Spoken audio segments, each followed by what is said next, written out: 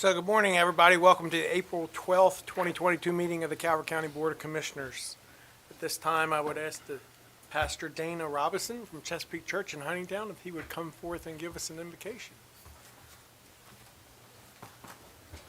Let's pray. Father God in heaven, I want to thank you for the opportunity for us to gather under the freedom of democracy.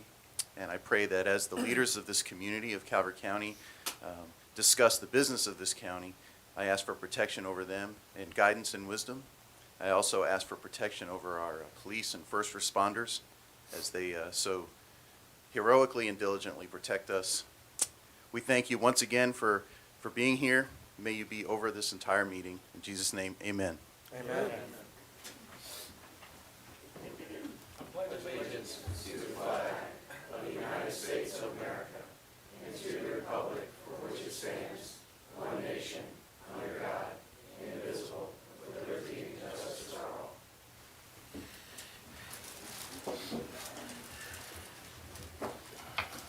So the first item on the agenda is to approve the agenda as presented. Are there any corrections or additions to the agenda? So move it, Mr. President. Second. Have a motion to second that we approve the agenda as presented. Any discussion on that motion? Hearing none. All those in favor say aye. Aye. Opposed? Motion carries. So the next item is public service announcements. April is known as Month of the Military Child.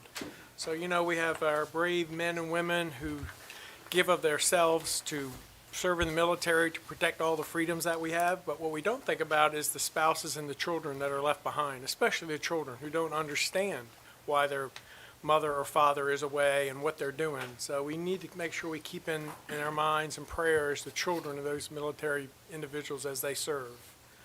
The other item on public service is the county election board is looking for election judges. This year there's a change in especially early voting. There's going to be 3 locations throughout the county, so they're going to need more election judges for that in particular, but overall they still do not have enough judges to cover the upcoming primary in July. So anybody out there that feels the need can contact the election board and get the criteria and requirements. So that's all I have. If no one has anything else. Next item on the agenda is proclamations. First one is Commissioner Hart.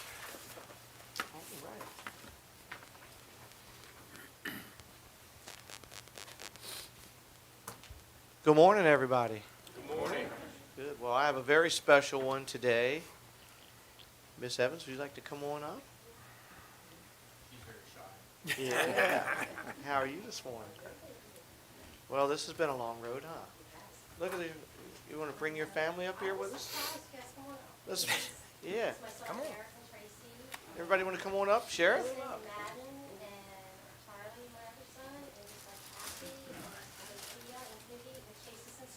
Okay. Good morning. Good morning. Smile. Good morning. Good morning. Good morning. Good morning. Good morning, everybody. Good morning. Good morning, guys. Look at, oh, you gotta love that, huh? Well, wow, you know, I was thinking, you know, all the stuff you have seen in your career. And if everybody doesn't know, you know, Miss Evans is part of a law enforcement family that goes back, how far, Sheriff? 1956. That's a lot of conversations around the table, isn't it?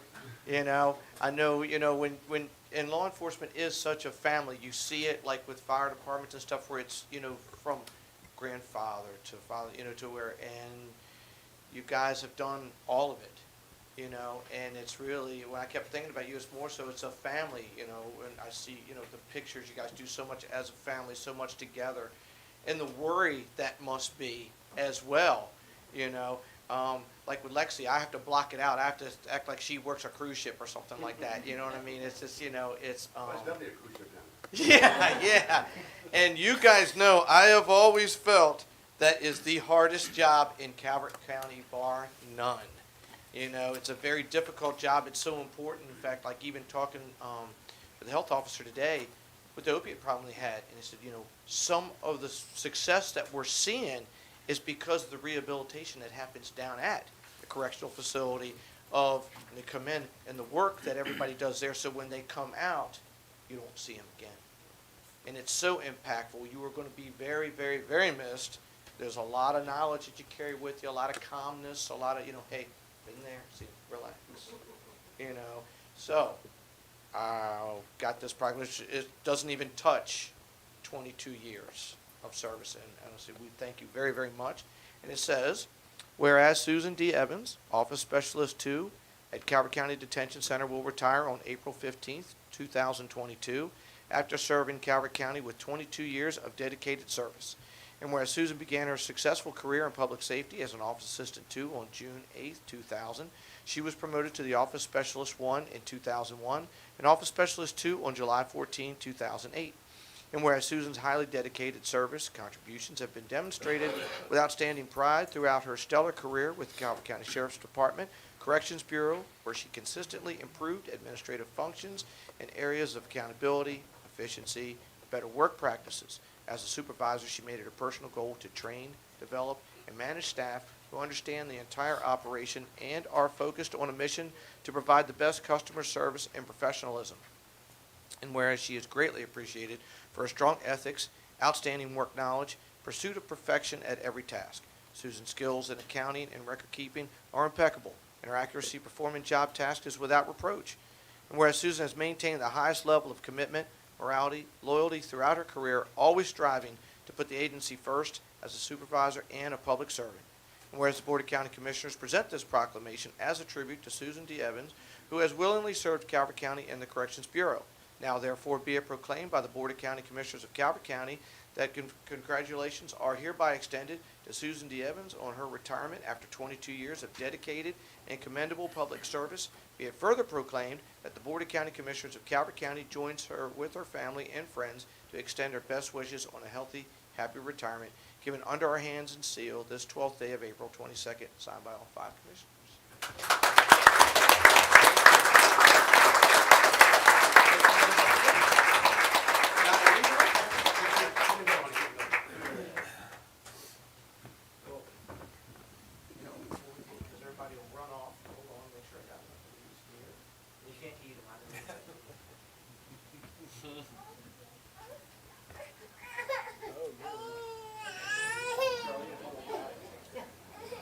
I don't blame you. When I look at Mike, I cry too. No, I meant my heart. Okay, there we go. Mayor, take just in case. Okay, all right.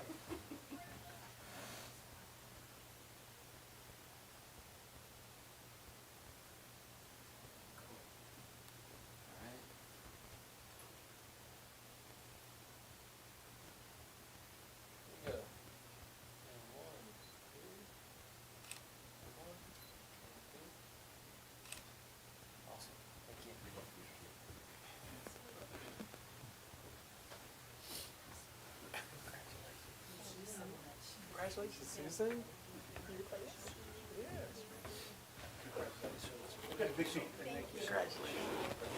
Good job, Sheriff. Take care, sir. Stop making a baby cry, Mike. I know. That was me and Lexi. I kid you not. Everywhere was just like that. I miss those days. I remember when she was laying on a blanket, and my brother, I was telling him, I wish she could walk. He goes, "What do you want to do that for?" He goes, "Now she can move around, you know." Mr. Cross. Commissioners, good morning to you. Good morning. Captain Cross with the Detention Center. I've worked for Susan for probably 15 years, I think. And, I said it right. And I was proud to work with her, and we're just as proud to see her go in this way. What a fantastic career. A professional individual who worked hard every day to make that place the best it could be. And not just us, the Sheriff's Office as well. We're proud to see her go again, and at the same time, I want to wish her a fantastic retirement. I hope you Thank do you, something Cross. fun. You have something fun lined up? Good. You need to take like a month, go to an island, something like that, and just... She's going to Disney Good morning, World. Commissioners. I'm Major Reese from the Detention Center. Morning. I just want to extend our congratulations from all the staff at the Detention Center to Susan. Congratulations on your retirement. Look forward to those exciting adventures with your family, sitting beside the pool, traveling. doing all those things, but I just wanted to know that the jail won't be the same. Didn't think it was going to be this hard. But there's a void there. I mean, I could say, the coffee won't be the same, lunch won't, but the whole day won't be the same. I made the mistake early on to say that all of us can be replaced, and somebody has never let me forget that. But truly, a family member can't be replaced, and she is truly a family member, our work family, and she won't be replaced, but don't be a stranger. So congratulations to all of you. When I started there was Eric and Charlie. Now look, what a blessing. So thank you very much. Thank you. Sheriff Mike, I got to tell you one little story. Right after I got elected, early 2003, we're having dinner, Eric and Charlie, and Susan asked me a question about something at work. And of course, my smart son said, Dad, don't you have to go through the chain of command for that? I said, yeah. Well, we didn't get dinner for a week, so that's ended right there. I'm going to enjoy having her home. Thank you.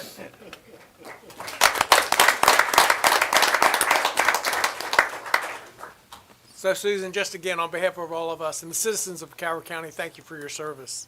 As Major Reese says, it'll be hard to replace family members. So you have a great retirement.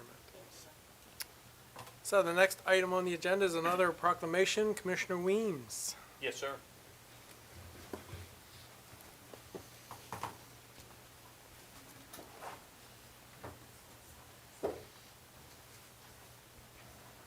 Do we have any representatives from public safety in the audience?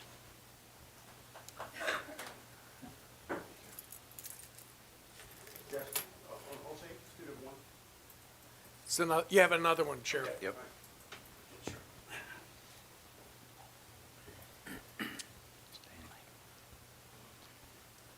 Whereas the U.S. Congress has designated the second week of April every year as National Public Safety Telecommunicators Week. And whereas Calvert County Public Safety Emergency Communications is the crucial first contact for those in need of emergency assistance, dispatching appropriate public safety providers or responders who may apprehend a criminal, save possessions from a fire, or save lives. And whereas emergency communications employees are devoted to customer service excellence and a high level of professionalism, and whereas Calvert County remains proud of our emergency communications personnel and the link they provide to fire, rescue, emergency medical services, police, and allied agencies for its citizens. Now, therefore, be it proclaimed by the Board of County Commissioners of Calvert County that the week of April 10th through the 16th, 2022, be known as Public Safety Telecommunicators Week in Calvert County. Be it further proclaimed that the Board of County Commissioners of Calvert County joins our citizens to recognize the contributions these highly trained and dedicated personnel make to our community. Given under our hands and sealed this 12th day of April, 2022.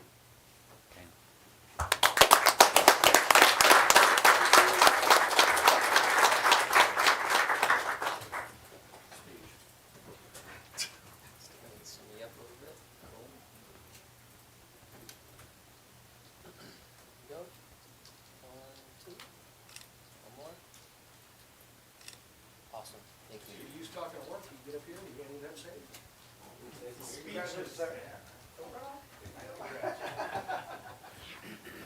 Just gotta get back to work. Gotta get back to work. He is gonna say something. Commissioner Stanley Harris, Division Chief Emergency Communications. I do have to say something. You know, the telecommunicator is the unseen hero of public safety. The men and women downstairs are dedicated, and the commitment they show to the citizens of Calvert County are second to none. You know, I'm honored to work with them every day, you know, to come in and work with that group. And I want to thank you for recognizing us this week. Thank you. Thank you. So,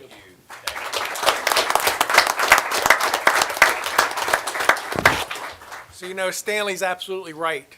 You know, that call taker gets information when that call comes in that's vital to an officer responding to a scene, to a firefighter responding to a scene, or especially EMS.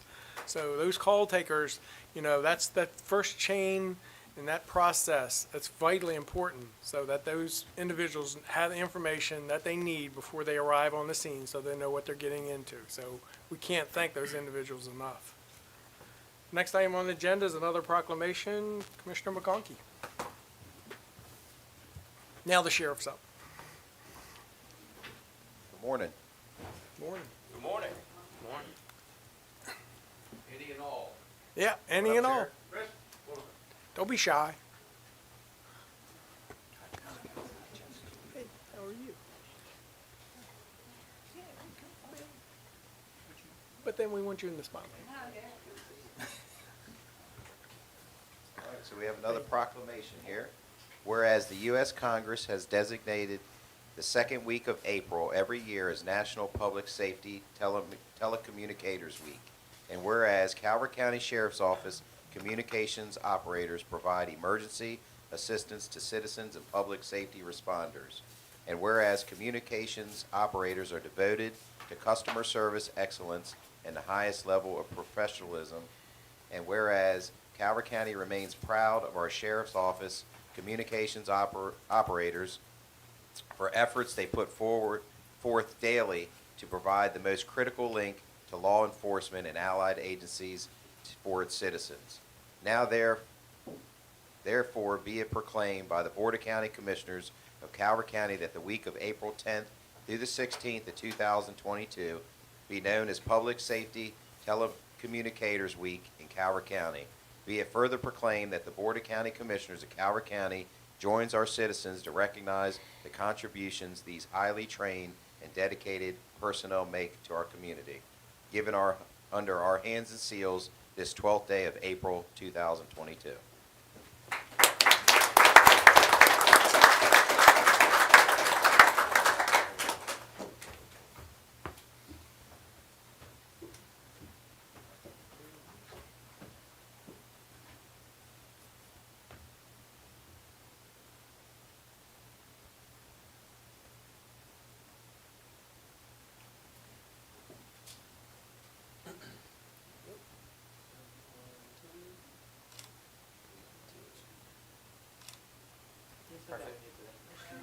Good. You guys are all in there. Thank you. Thank you. Good to see you. Thank you, thank you, thank you. And you have Supervisor Jessica Jones up there, Sheriff Communication Officer Chris Hensberg, and Ronna Hayes. And of course, Ronna and I go back to the state police days when we were only a couple of troopers working the street back after midnight. And that voice on the radio could be such a calming, had a few high-speed chases back in the day, and I tend to get a little excited. But they had a way of calming me down and keep me straight and knowing they're on the other side, know where I'm at. That was so important. And I thank for what they do. They're the first voice when someone makes a call to the sheriff's office. They set the cone of how people, citizens will be treated, and the reputation they have is just outstanding. Thank you so much for what you do.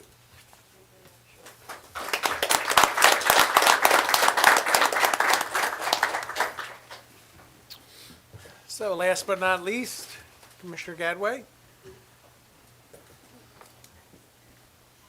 Good morning, everyone. Morning. Do we have people here from housing? Is this it? All right. This week is the National Fair Housing Week.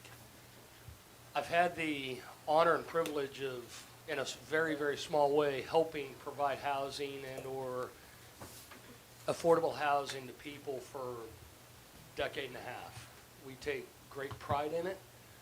And over the course of the last decade and a half, we've realized that some counties excel, where Calvert excels in its fair housing and its affordable housing, and it's due to you guys and everyone in your staffs. So thank you for all you guys do to help all the citizens of the county. Whereas, April 11th, 2022 marks the 54th anniversary of the passage of the U.S. Fair Housing Act, creating a national fair housing policy to ban discrimination based on race, color, religion, national origin, sex, familial status, or disability. And whereas, every American is entitled to freedom from discrimination in housing. And whereas the Fair Housing Act reflects America's determination to ensure appropriate housing and services are available to all without discrimination at each stage of one's life, so all can remain in the community as they grow older. And whereas it is imperative to provide all Americans access to housing opportunities and supportive services in order to find affordable housing to buy or rent, regardless of socioeconomic status or varying abilities, thereby strengthening economic stability, community health, and human relations by diversity and integration. And whereas the talents of grassroots and nonprofit organizations, housing service providers, housing professionals, financial institutions, elected officials, state agencies, and others must be combined to promote and preserve integration, fair housing, and shared opportunity in every community, addressing the immense challenge of ensuring that every person in Calvert County has access to housing. Now, therefore be it proclaimed by the Board of County Commissioners of Calvert County that the month of April be known as Fair Housing Month in Calvert County.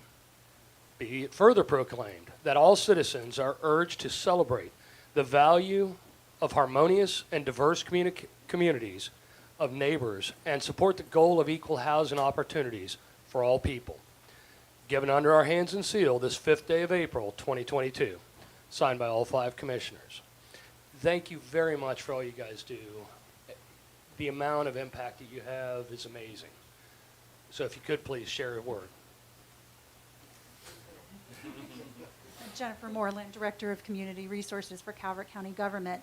One of the things our department is tasked with is ensuring that we have, the citizens are aware of what housing resources are available to them. And certainly we have plenty of resources in this community, but there are gaps too. And so that's another role that our department has, is educating the community about when there are gaps and what we can do to address those gaps as a community.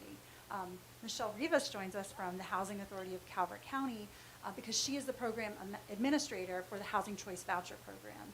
That is such a vital program for our community because it ensures that people can live where they want to and that they're not confined to certain neighborhoods as existed in the past, and what triggered Fair Housing Month to exist in the first place when it was passed in 1968.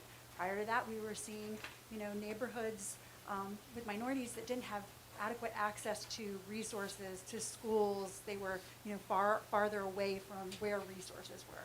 Now our Housing Choice Program and other programs enabled prevent that from happening, which is just such a wonderful thing for our community. We want to continue to see that going forward. Thank you again.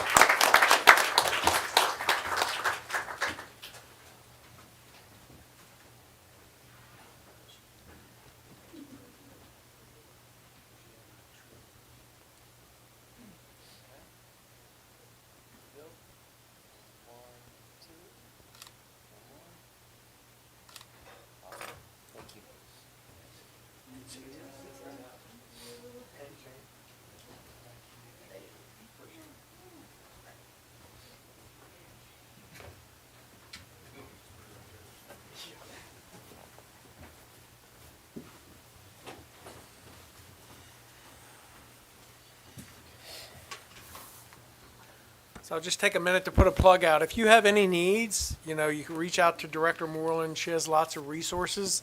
During COVID, she administered hundreds of thousands, maybe millions of dollars for rental income relief, utilities. So, there are resources out there to help you. If you have a need, please don't hesitate to reach out.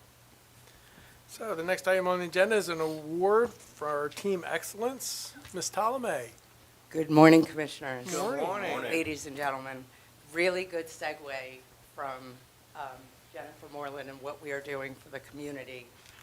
For those who don't know me, my name is Lisa Ptolemy. I am the Community Resource Specialist, and I'm here today as the Employee Recognition Chairperson, and I'm here to introduce our team for the Team Excellence Award.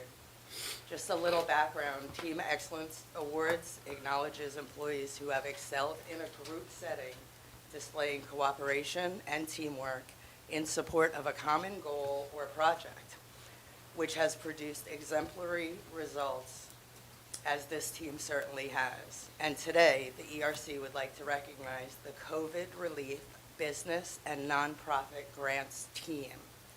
I'd like the team to come up, if you could, and introduce yourself, and then go up there, please. Come on, you know who you are. Come on, girls. Gentlemen. Yep. Arian Odom, Local Care Team Coordinator. Lorraine Joyner, Department of Community Resources. Julie Machino, Family Network Coordinator. Von Sealfoot, Treasurer's Office. Mary Lehman, Finance and Budget. Stephen Ferrara, Technology Services. Kim Money, Finance and Budget. Robin Lynch, Finance and Budget. Jacqueline Calvert, Community Resources. Good morning, Pam Lucas, County Attorney's Office. Dawn Mister, Planning and Zoning. Sarah Eman, Communications and Media Relations. Cynthia Harris, Deputy Treasurer. Ruthie Buckler, County Administrator's Office. Sharon Strand, Finance and Budget. Look at that beautiful team. And Commissioners, so you know, there are some people that were unable to join us today. I think you have them on your team screen, some of them. So we'd like to mention Erin Lowe and Jessica Requillum. They're from Communications and Media Relations. From Community Resources, unable to join us is Kathleen Bluski. Close? Okay. Economic Development, we had Danita's here, right? Come on, Danita. Oh, okay. Well, you could come up now. Danita Boonchese. I practiced that. Tammy Bowen. Hillary Daly. Ashley Greeley. Kathy McAdams. Savannah Manning. Sandra Staples. Kelly Swan, all from Economic Development. From Finance, unable to join us is Janice Marcellus Ward, Loretta Markham, she fell ill this morning, and Kay Zinn, I believe, is on your teams. And from Technology Services, I mean, this group is a huge group. Amy O'Connor, and then I think that's it. Yeah, everybody else is here. So I'll just say a little bit about what the award is for.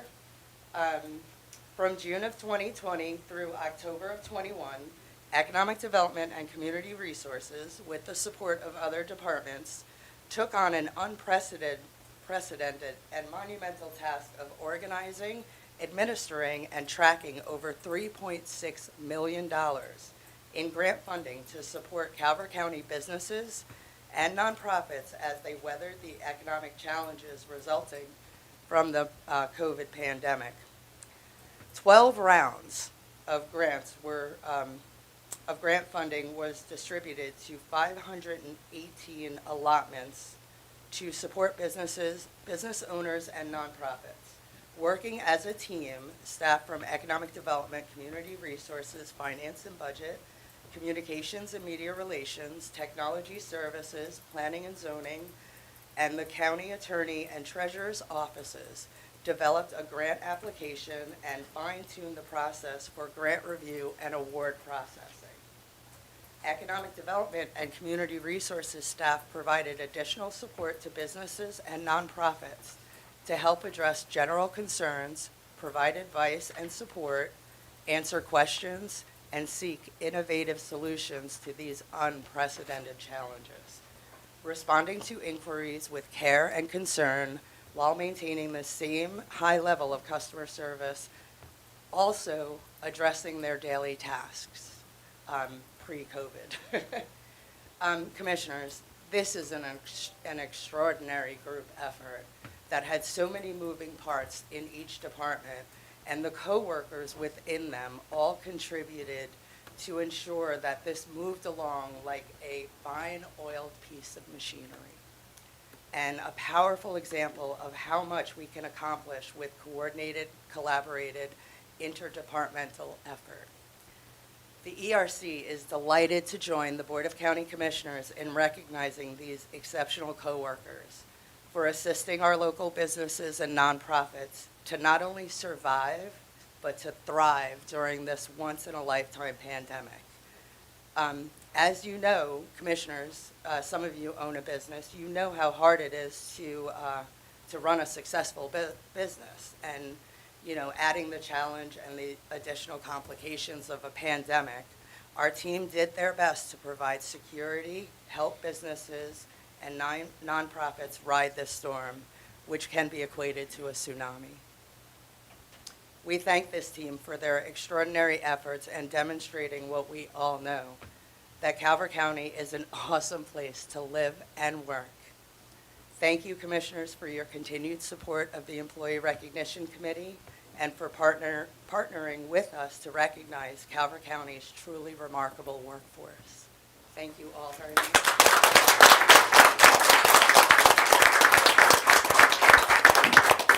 Mr. President, if I may, to let you guys know how impactful. So, you know, we had a bird's eye seat when this first happened. When the guidelines came down and the governor, you know, made the mandates, what was going to be closed, how we're going to do business, it happened overnight. There was no months of preparation. It was overnight. And I remember walking out of my store and walking through the shopping center one morning, and there was no one. The hair place, no one in it. The restaurants, no one in it. The jewelry store, no one in it. Starbucks had changed their hours and how they were doing it to where it was like take out stuff on the curb. I mean, it was phenomenal. I've been there 12 years and never seen anything like that. Giant Foods counting people at the door, you know, and it was eerie. It was like there was nobody. And I'm saying to myself, how's my landlord even going to keep the lights on because there is no tenants? And then as I'm out in public, people were coming up to me after this grant money started going out and thanking me. And I'm like, hey, I didn't do anything. It's staff that was doing this. They're like, you don't understand. Tears in their eyes. We didn't know how we were going to pay our rent, pay our mortgage. Their life stopped that fast. There was no one coming in. When you're small business, private business, the only money walking in the door is what walks in the door, and those doors were locked. By law, you were not allowed to open that door in some of these businesses. And this was the only light there was. And I would have them call.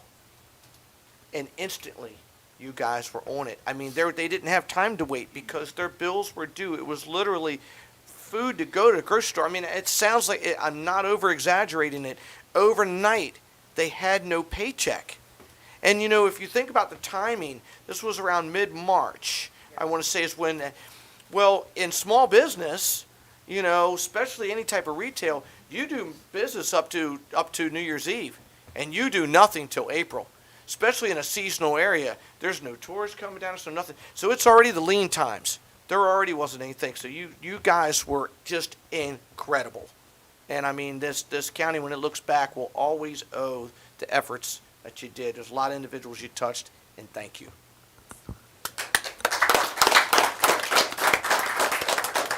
Commissioners, I just want to say a few words to, you know, acknowledge this amazing group up here. Boy, this was a very difficult 2 years. There's no doubt about that. And there were no easy fixes. When this money came out, it was one of the CARES funding, was some of the first funding that went out in the community was as a result of your efforts with these business and nonprofit grants. And it forced us to adapt how we work. We had to learn new ways to work together and new processes. And at the same time, we're figuring out how to work remotely, protect our staff, and protect vulnerable populations. And we developed this whole new system of working together. And it called for really being creative. And all of you were very creative. We had to establish all these new norms and processes.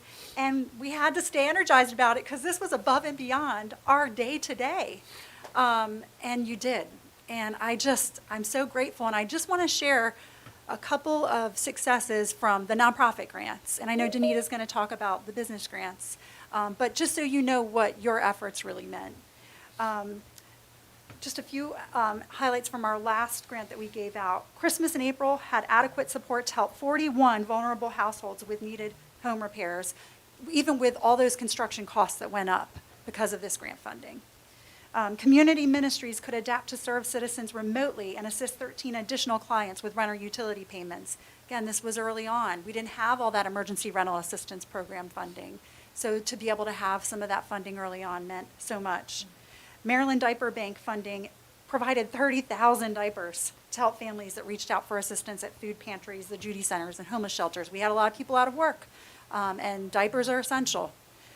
Calvert Animal Welfare League they needed help to pay for supplies and vet visits because they didn't have their normal fundraising going on. We weren't having fundraisers. So, I mean, there was so much that changed for nonprofits, but they still had to help those vulnerable populations, and you enabled them to do that by setting up these grants. So I really want to thank this dedicated team and just say how proud I am of you for rising to the cause and working together in ways we never imagined we would have to. Thank you.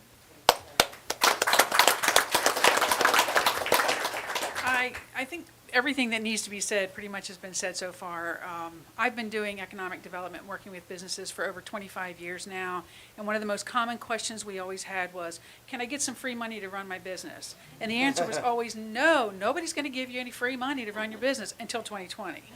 And then we were making it rain with money. And it was so desperately needed, and the calls that we were getting were so frantic, and literally, we were crying, they were crying. It truly was an unprecedented, very challenging period of time that I never want to go through again. I will tell you that this team here, it's obvious that it takes a village to do something this massive. Everything from creating a web portal that was customer friendly. It had to be customer friendly and easy. It had to be auditable, it had to be secure, it had to be paperless, and it had to be quick. Our turnaround time for these checks to go out was, in some cases, days, maybe a couple weeks, and that's because of us being able to pivot. We were pivoting and learning new technology at the same time our business community was pivoting, so we were kind of learning together. Pivot was the word that we used a lot during that period, and I think some of the ways that our businesses pivoted and some of the ways they used this money was they were able to upgrade their point of sale systems so that they could provide curbside and delivery services. They purchased protective equipment for their staff and for their customers. They paid their mortgages, their leases, their bills. They kept their employees working and kept payroll running, and they just kept the lights on. It was terribly frightening for them, but to have this little lifeline that we were able to give them, that you were able to help support, was so crucial in their success. And it was everything, you guys did everything from legal review to marketing and promotion, getting the checks cut, verifying records and eligibility for the applicants. It was from start to finish, it really was a Herculean effort. And I just want to leave you with one comment we got back from somebody. I won't identify them, but she said, I am exceedingly appreciative of the assistance I got. The team reassured me when I thought I wouldn't qualify and felt desperate. So there was a desperation in our business community that you guys were able to help soften.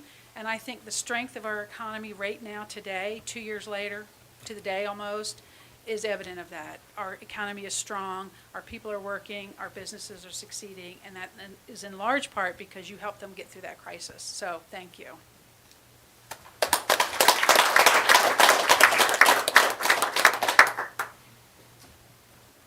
Okay.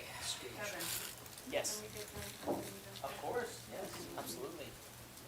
We're all gonna have to do a little like sideways profile move here just to fit us all in. Gonna have to like each other for a minute. Yeah. I heard a village testing It's it. called scooch, scooch. Tall people in the back. You guys want to film I'll email that, I know where it's going.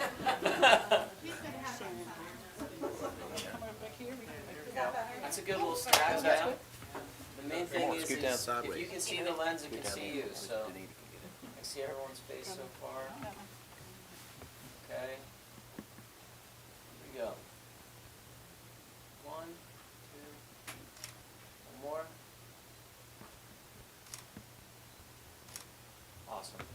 let's not forget manpower.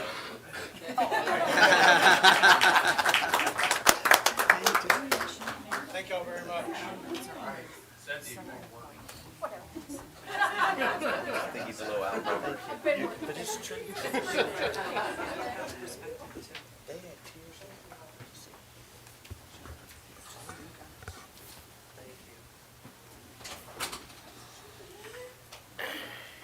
So on behalf of all the board, we personally want to thank each and every one of you for the part that you played, because as was stated already, you know, things were changing pretty quickly. Money's coming and it had strings attached, and trying to get that money out into people's hands was quite a task. So we thank all of you for what you did to get that accomplished. So the next item on the agenda is another award, and I believe Victoria. Yes. Hello, Commissioners. How are you doing today? Hi. I am Victoria Boschert. I'm the Recreation Assistant Coordinator for Calvert County Parks and Recreation as a member of the ERC today, the Employee Recognition Committee. I am presenting the Team Excellence Award to the Hall Aquatic Center for an emergency response situation. So what I'll do is I'll read my memo first, and then I will call everybody up. So you can stay seated for right now. The Team Excellence Award acknowledges employees who have excelled in a group setting, displayed cooperation and teamwork in support of a common goal or project, which has produced exemplary results, as this team certainly has. And today, the ERC would like to recognize the Hall Aquatic Center Emergency Response Team. And I was told the last time that I could probably speak from the back and you can hear me, so if I get a little loud, just let me know, okay? I'm sorry, what? All right. So on January 20th, 2022, a medical emergency occurred at the Edward T. Hall Aquatic Center. Front desk staff was alerted by a patron who informed them of an injured, nonverbal woman who was laying on the ground directly outside of the aquatic center. Without hesitation, staff soared into action. Customer Service Attendant 3, Martha Kimbrough, called 911, while Office Specialist Sharon Hudson assisted the injured woman, and Swim Lesson Supervisor Galen Krennick summoned the lifeguards on duty. What seemed like the blink of an eye, lifeguards Trent Watson and Nathan Maldonado arrived and immediately began their primary assessment. Custodian Michael Dickerson and lifeguards Max Brockman and Leah Woolen then responded with additional rescue equipment. Lifeguards treated the victim for shock and provided first aid for a small laceration on her face. Safety Officer Daniel Baker arrived and assumed oversight while waiting for emergency response units to arrive. Once the scene was clear, Michael Dickerson cleaned the accident site. After EMS arrived and transported the woman, Sharon and Danny then reviewed surveillance footage to gain insight as to what exactly transpired. The team worked together confidently to provide high-quality care to the citizen until more advanced care arrived. The ERC is delighted to join the Board of County Commissioners in recognizing these exceptional workers for their swift and efficient response to this emergency situation, and for demonstrating what we all know, that Calvert County is an awesome place to live and work. Thank you, Commissioners, for your continued support of the Employee Recognition Committee and for partnering with us to recognize Calvert County government's truly remarkable workforce. All right, so I'm going to start calling them up.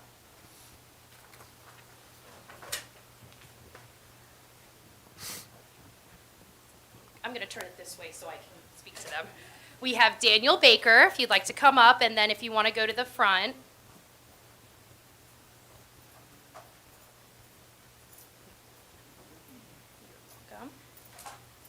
We have Maxfield Brockman, not here today. We have Martha Kimbrough.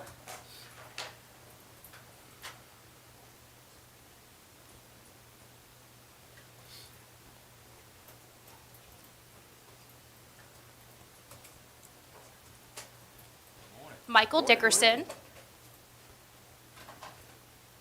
Sharon Hudson.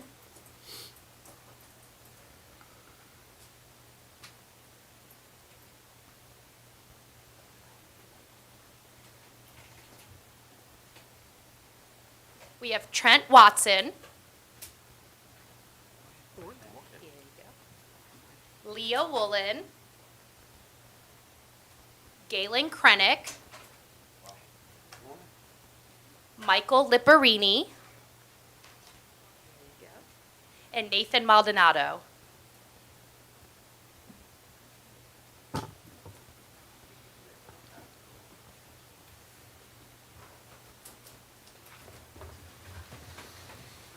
And I believe that Shannon Nazal would like to say a few words on behalf of this amazing team. Good morning, Commissioner. Shannon Nazal, Director of Parks and Recreation. This group of folks, and unfortunately the others that weren't able to make it here this morning because we still have a pool to run. But we really appreciate all the hard work. As I've mentioned, Commissioners, to you before, that these folks are the first responders before the first responders get here. They are a major a need and an asset to everything that we do. And you guys do a great job as far as, being able to step into action that quick. Your training really shows, and the county really appreciates what you do to be able to keep our citizens safe and to make sure that while we're waiting for emergency services to arrive, that individual is kept as safe as possible during that time while we are waiting for those folks to get here. So congratulations, great job. Keep up the amazing work. We all really appreciate it. And thank you for being a part of the Calvert County team. And so everybody up here is CCPR except Danny is with Human Resources. But just a great team, and we really appreciate all that you do. Thank you.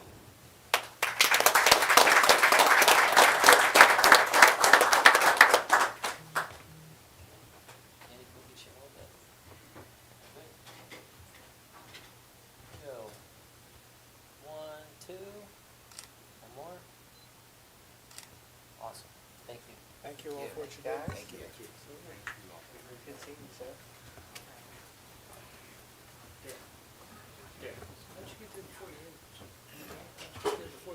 I was coming up the road to the pool and the car went out. There you go. Perfect time. Always in the right place. All right. So the next item on the agenda is appointments. Deputy Director Vasallo. Morning, Commissioners. 2 rounds of appointments this morning. I'm not sure this is on there. The first one is for the Environmental Commission. The staff is requesting that the board reappoint Michael Rooney. Following that appointment, you'll have 2 vacancies. Discussions, actions? Move to approve. Second. Mr. President. Have a motion and a second to reappoint Michael Rooney to the Environmental Commission. Any discussion on that motion? Hearing none. All those in favor say aye. Aye. Opposed? Motion carries. All right, your second appointment is for the Economic Development Advisory Commission. The staff is requesting that the board appoint Susan Cox. Following that appointment, you'll have no vacancy on the board. So moved. Second. I have a motion and a second that we appoint Susan Cox to the Economic Development Advisory Commission. Any discussion on that motion? Hearing none. All those in favor say aye. Aye. Opposed? Motion carries. Thank you. So the next item on the agenda is consent. There are a couple of items. Item 1, Department of Parks and Recreation, Town of North Beach, Local Parks and Playground Infrastructure Funding. Item 2, Department of Parks and Rec, adopt a park policy update. And third item is Department of Finance and Budget Award Recommendation ITB 2022-051 Tree Services. Are there any objections or corrections to the items on the consent agenda? Hearing none, those items will be adopted as presented. The next item on the agenda is new business. Item 1, Department of Finance and Budget FY 2023 SRB. Director Strand, good morning. Good morning. Good morning.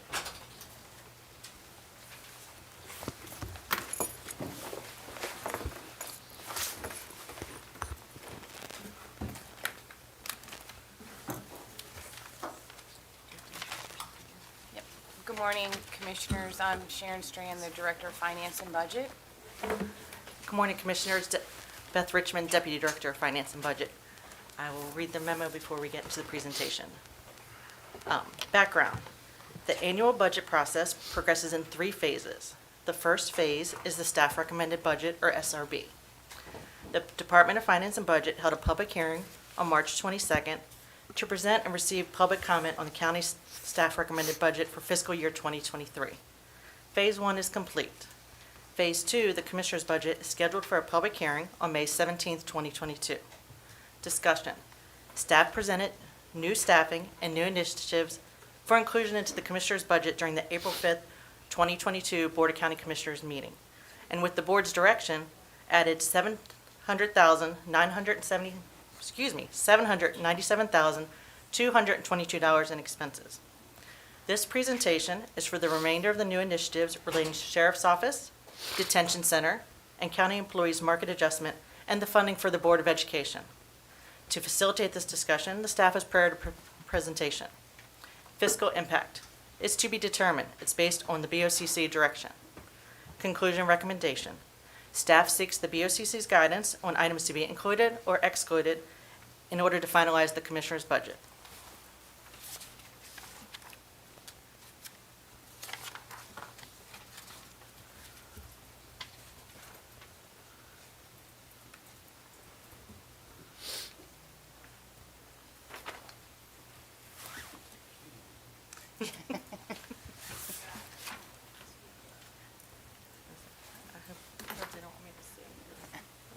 There we go. Good morning, Commissioners, again. So we're going to briefly go through a couple slides. So today, the purpose of this is, again, to discuss the topics of the Sheriff's Office and Detention Center market adjustment, the County Employees Market Adjustment, and the Board of Education funding for the inclusion into the Commissioner's FY23 budget. Also, when we go through the Sheriff's portion, the consultant that the Sheriff's Office used for their market adjustment, Frank and Associates, they are on the line if you have any questions. So this slide has been updated since we saw you last week. We added in the items that were voted in, and so the surplus that we said last week is now $2.5 million, and you'll see that on slides when Sharon goes through funding alternatives.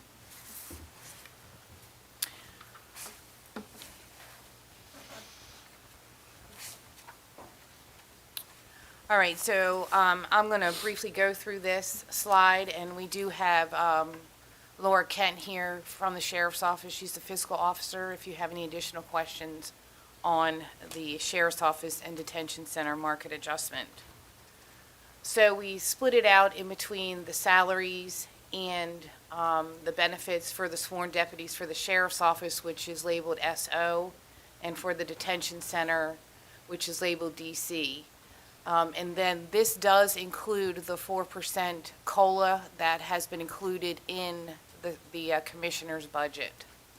And these values are based on full year values, so they would go into effect July 1 of 2022.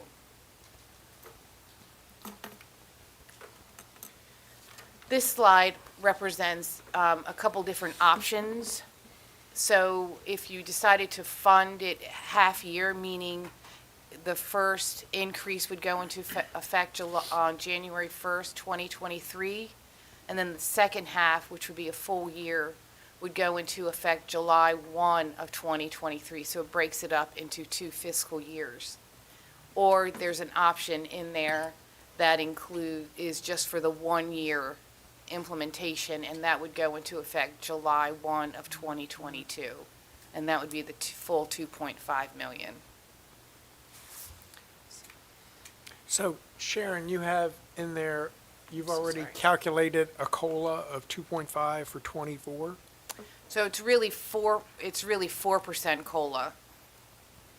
For 24? Oh, for 24, yes, the 4%, the 2.5% is the average COLA. And so we've already factored that in as the impact for fiscal year 2024. But as of today, that's just a projection. That is just a projection, Could be higher correct. or lower. You're just putting a plug in. Right, just to give you an estimate. Gotcha. Thank you. So as Sharon just covered for the Sheriff's Office and Detention Center, these are the numbers for the county employees for their market adjustment, which was based on a MACO survey. And that would be for an entire year and includes the 12% benefits. So similar to the slide you just saw, for the sheriff's office, we also put a slide together for different options on, a kind of a phase-in approach to the market adjustment. And we gave you a 1 year, half year, 2 year, so a buffet of choices. So before we get into a discussion on that, could we have the analyst talk through the process that was used to determine the market rate? Good morning, Commissioners. Sure. Can you hear me okay? Laura Kent, Sheriff's Office Fiscal Manager. When you mention the process, do you want me to explain the methodology that was used? Well, or? I understand we have the individual that actually did it on the line. It might be best if he Yes, that explained would the be- process that he used. Yes, that would be Bill Benner. Okay. Bill, are you online and available? Yes. Yes, can you hear me okay? Yes. Good morning. Yes. Morning. Yes, okay, great. Good morning, everyone. Yeah, the process, what we were asked to do, Franklin Associates, and of course, as many of you probably are aware, we've done work with the county for many, many years. In fact, going back to, actually, for classification and compensation consulting services back to the late 90s, actually. And so we really appreciated the opportunity to work with you all over that long period of time. What we were asked to do with respect to the proposal for the Sheriff's Office was to review the information that had been drawn together by the Sheriff's leadership team. And they've done a fantastic job in pulling together information regarding the actual rates that are paid in the Southern Maryland area for law enforcement and detention center salaries and officers. And so what we were asked to do was to review the work that had been pulled together. So this is not something that we initially developed, but we had reviewed the methodology, we reviewed the process that was followed with respect to coming up with the proposal. And so in looking at competitiveness, it's one of the things that we look at, of course, is how competitive are your current salary structures, your ability to obviously attract and retain officers, but it goes even beyond that. It goes to the point of addressing what we need in order to ensure that we have a strong foundation from which we're paying our salaries and being fair and equitable in the process of doing so. So we reviewed the methodology that was used by the Sheriff's Office. They looked at the Southern Maryland region, which covered Charles County, Maryland State Police, St. Mary's County. And in that process of looking at that, there are variations, obviously, as you can imagine, between the different jurisdictions in terms of how pay is administered. In this particular case, you have Charles County and Maryland State Police who have close to identical pay structures. And that's a competitive element for all of you, for Calvert County. St. Mary's County is on a little bit on the lower side in terms of what their pay levels are, although we did a study actually for St. Mary's County about 4 years ago. And they were very concerned about what was happening with the contractual provisions for the Maryland State Police contracts and the increases there. And so we did a major study for them that basically took into account historical pay increases, what the contract was calling for, and where that would position St. Mary's County. So we made recommendations at that time for their potential adjustments to their structure. And I think this is a reflection of what you have in front of you, is a reflection of needing to and wanting to ensure that your ranges are as competitive as they can possibly be. So we looked at that. We looked at the methodology, which basically said we think that the Maryland State Police salary structure is the appropriate way to go at this point in time.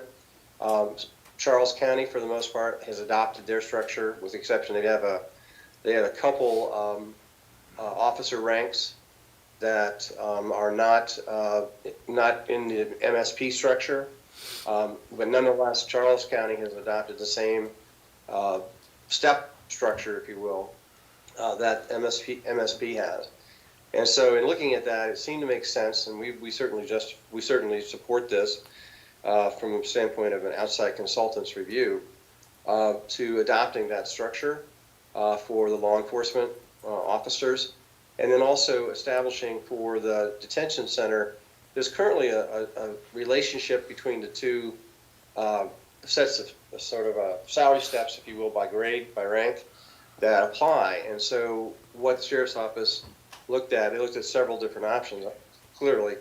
One was what's the dollar difference between the comparable level on the law enforcement side to the comparable level on the detention center side by rank, officer rank.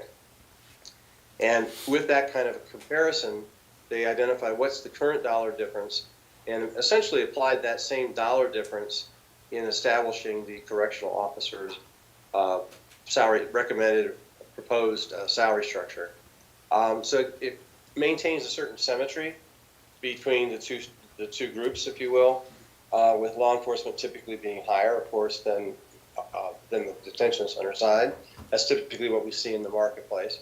And we think that implementing this change will really benefit the county. And then, frankly, going forward, you'll have an opportunity by having pulled the law enforcement and detention center officer salaries off of the general countywide employee salary structure. You'll be able to monitor that even more closely going forward and making, adjustments, whatever those adjustments might be in the future that you think are appropriate. So this establishes that baseline. It allows you to be, effective as you possibly can be in terms of how you compare in the southern, Maryland area. We did not look, we did not go and extend beyond the southern Maryland area. That's where the Sheriff's Office placed its primary focus, and that's appropriate because that's basically where you're going to be drawing potential officers from for these particular ranks. So hopefully that's sort of in a nutshell what we looked at for you. Any questions? I'll have comments in a minute, but. Well, thank you, Mr. Benner. I just wanted you to explain that for the public watching so they understand how we got to where we are today. That, Certainly. It wasn't just numbers pulled out of the sky. So I appreciate that, and thank you. Commissioner Gadway, you want it now or later? I'll wait for another slide or so. Okay. So, Director Woodson, we didn't talk about this ahead of time, but you are sitting in the audience. Do you want to comment on how the market adjustment was determined for county employees?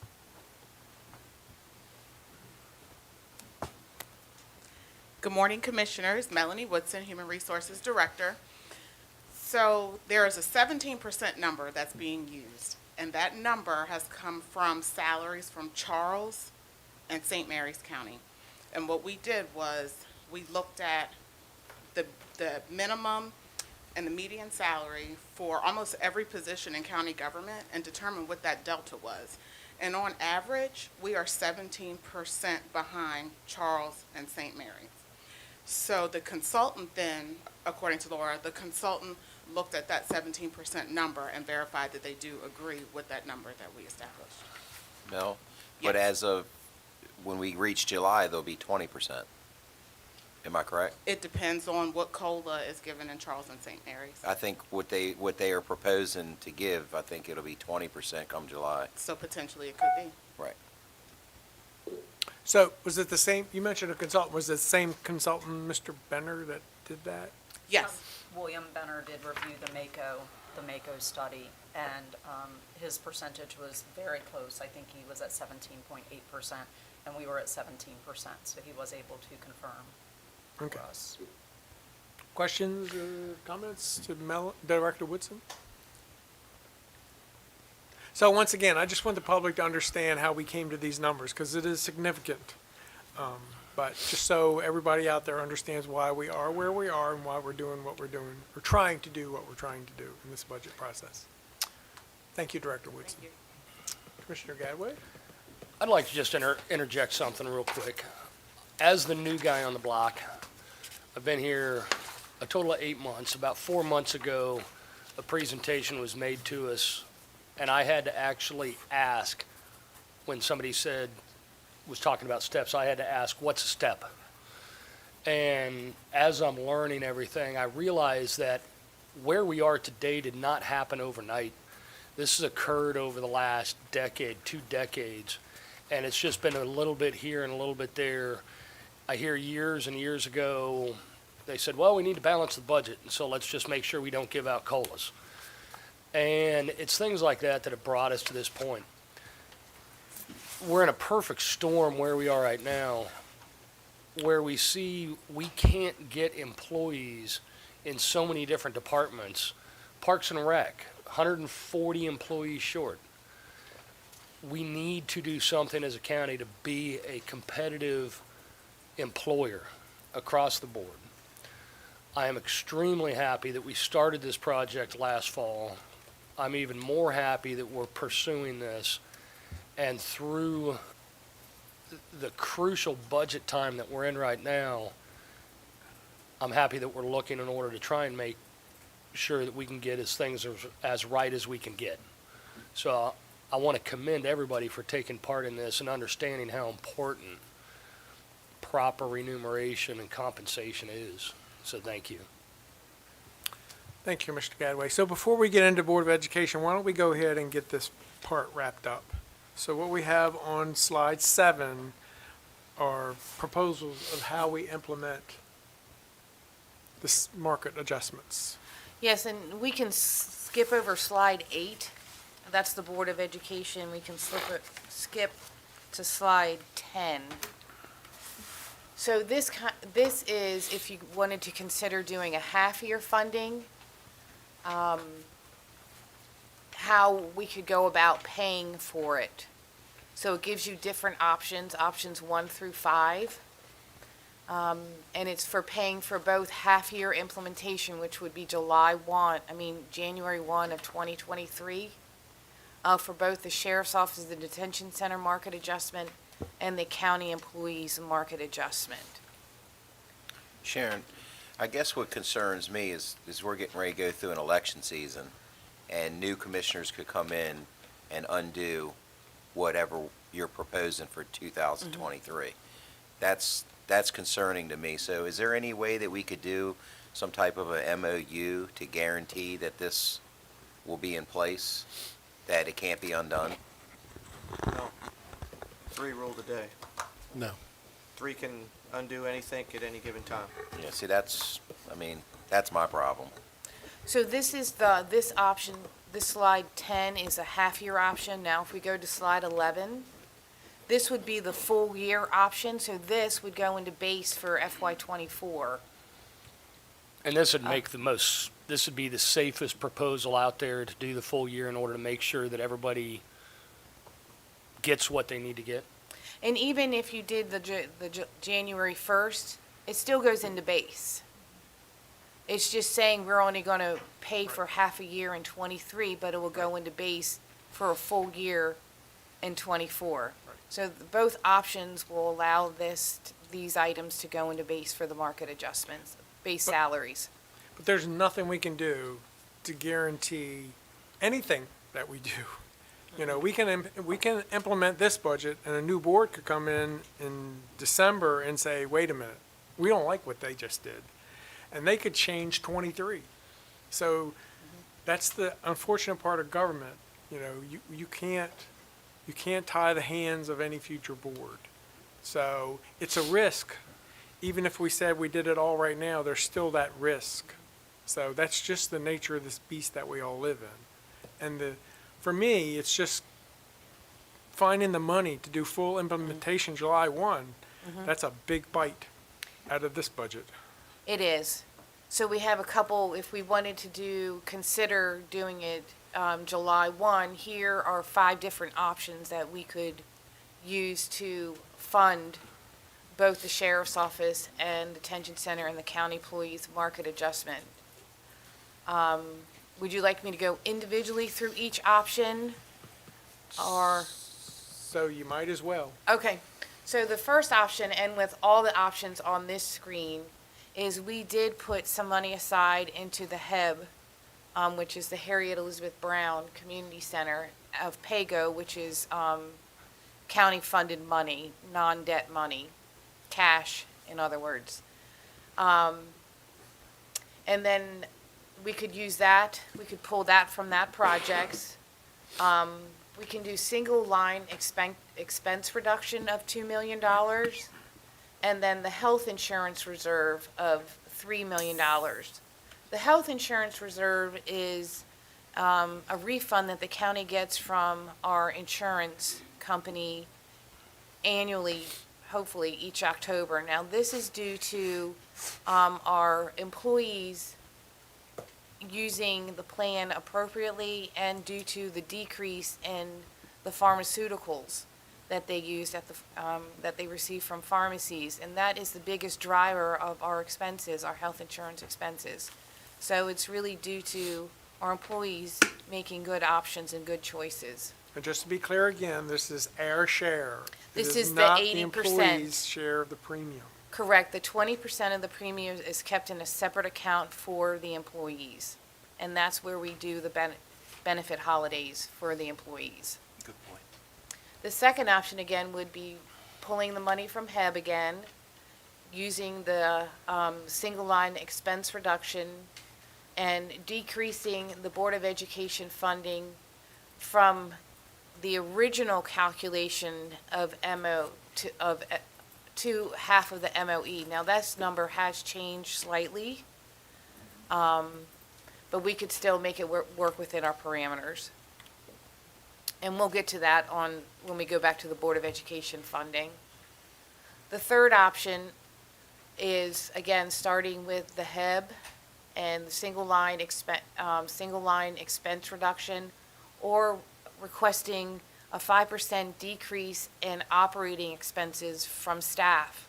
Now, in order to come up with that $2.1 million, we did take out items that are fixed items: health insurance, our pension contributions, utilities, contracted services, things that we cannot adjust.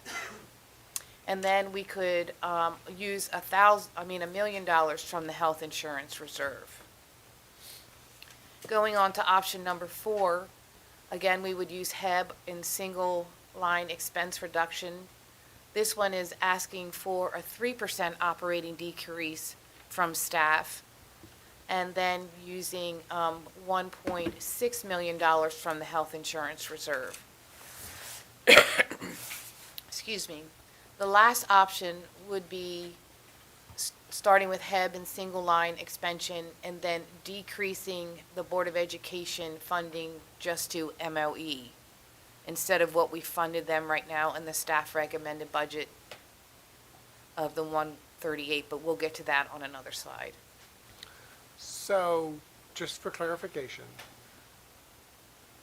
the 5.9 right now is cash that we had set aside for HEB. Correct. If we take the cash, we could still do the project if we bonded the project, correct? If it was your direction, yes, we could still ask for bonding authority and bond the project. Just so some people's heads don't explode. Yes, when So- when you decide to move forward, we can. So you're at the top it says full year funding. Yes, so I this was is, under the impression it was going to take more than $13 million to do a full year of funding to make the market adjustment for. That's correct? that's correct. Okay. Commissioner Gatway? Because we haven't talked about the school budget or school board or any of that stuff at this point in time, it would be safe for me to assume that right out of the gate for me, I'd eliminate option 2 or 5, because that would require a whole nother discussion. And if we could make this work with option 1, 3, or 4, would it make things flow easier? Because I personally like the way option 1 is laid out. That's my piece as well. I like option 1. So, for the sake of the public, continue on with the presentation. We can. Okay. Yep. Unless Please. somebody has questions on this slide. Right. Commissioners, may I? Sure. Mark Lewis, County Administrator. Staff has moved those numbers around so so many times, I think we got kind of busy doing it, but what we wanted to do was to give my office options in fiscal year '24, and we wanted to give the Board of County Commissioners options in for fiscal year '23. I would prefer not to use a reduction in capital operating cost. I would prefer not, in either year, this year. So for me, option one gives the commissioners the opportunity to consider the Board of Education's funding going forward. It also gives me the option to, going into fiscal year '24, if I need to make reductions in the operating cost, I can do it in fiscal year '24, because we can balance the budget as option one shows. So I think that clears up why for taking operational funding is not, it's an option, and it's certainly up there for you, but option one gives me options and the board options going forward. So Director Strand, why is there no operating decrease in option 1 or 2? These are just different types of scenarios that we put together for you for different choices. No rhyme or reason. Okay. Any more questions on slide 11? You want to go through the other one? Yes, so we can go back to the slide. Yep, this is the Board of Education funding. So this slide has, needs to be updated. As of April 9th, the House Bill 1450 passed, so which has changed the county's MOE. This MOE that's in this slide reflects the MOE that was passed by the House Bill in April of 2021. So currently, right now, the MOE that is required per the new state bill that goes into effect June 1st of 2022 is shown on the prior year's appropriation plus $1. So we are required to give the Board of Education $134,705,251. That's what we are required to give them effective June 1st, 2022. The school board is asking for $143 million. In our staff recommended budget, based on an expired MOU, which is maintenance of understanding, or memorandum of understanding, we included in the staff recommended budget $138.5 million. So currently, we are funding the Board of Education, what's in the budget right now, $3.8 million above maintenance of effort, the new maintenance of effort.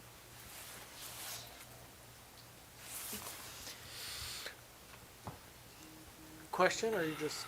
I'm trying to ponder my question. Oh, that's dangerous. Yeah, it's a question on the question. So, if you're ready, go ahead. Yes.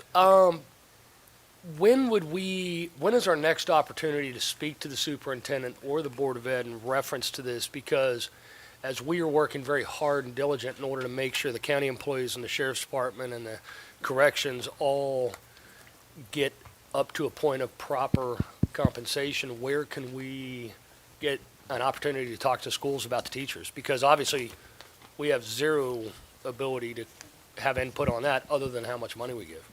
Correct. So the Board of Education confirmed that they will be in on April 26th meeting in order to provide a presentation to the Board of County Commissioners. Is that still within our time frame of needing to have our budget done? No, so our commissioner budget will be done by then. We need to lock down our commissioner budget numbers today or tomorrow in order to meet the May 17th budget hearing. But we do have time after the commissioner's budget, and we could incorporate any changes into the adopted budget, which is in early June. So if I understand correctly, and help explain it, because like I said earlier, I'm the new guy, and I'm going to use that up until I get to my 12-month mark. Okay. If we fund the minimum, which is the 134,705, 251, 134 million, if we were to agree on this, so we can move forward, we're perfectly fine and legally able to do that, and then that will not increase our minimum next year. But if we go anything over that, then we're going to have to pay them that much more next year. So if we say, okay, we'll give them the 134,705, 251.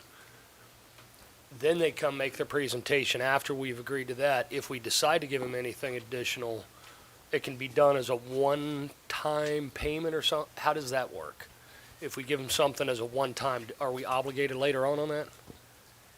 I'll defer to the county attorney on that, if you don't mind. You're starting to sound like me now.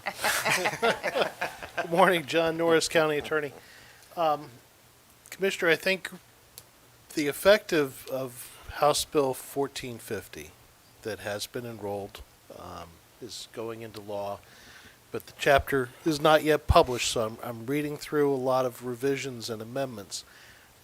It does look like the county will increase and must increase its per pupil spending to comply with the FY23 requirements, that you not fund them less than you did in FY22. So that'll have a natural cause for concern going forward because your per pupil costs are going up. If they ever return to something like we had before, where you use September 30 enrollments from the year prior, or even what's in effect today, because 1450 doesn't go into effect until June 1, average of the 3 prior years, excluding 2020's September 30 enrollments, you would have to pay more per pupil just because today you're required to not reduce what you're giving them as a total wallet, a budget, if you will. Right, because I understand that because we have to take the averages, we're at 15,333 students is what they're being paid for, or budget, I guess paid for actually. However, they have less than 15,040, which means we're somewhere in the neighborhood of them already just on the MOE receiving at least 2.5 million plus over what the original per pupil cost would be, because we're paying for pupils that aren't there. And so me personally, I don't want to tie either our board or the next board, whoever, into a higher amount in FY24 because of an overage payment in 23. That's all I'm scared of.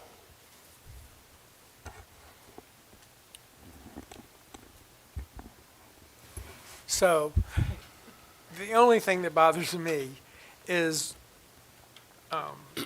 if we adopt full year funding today, we don't know where we're going to be with BOE yet.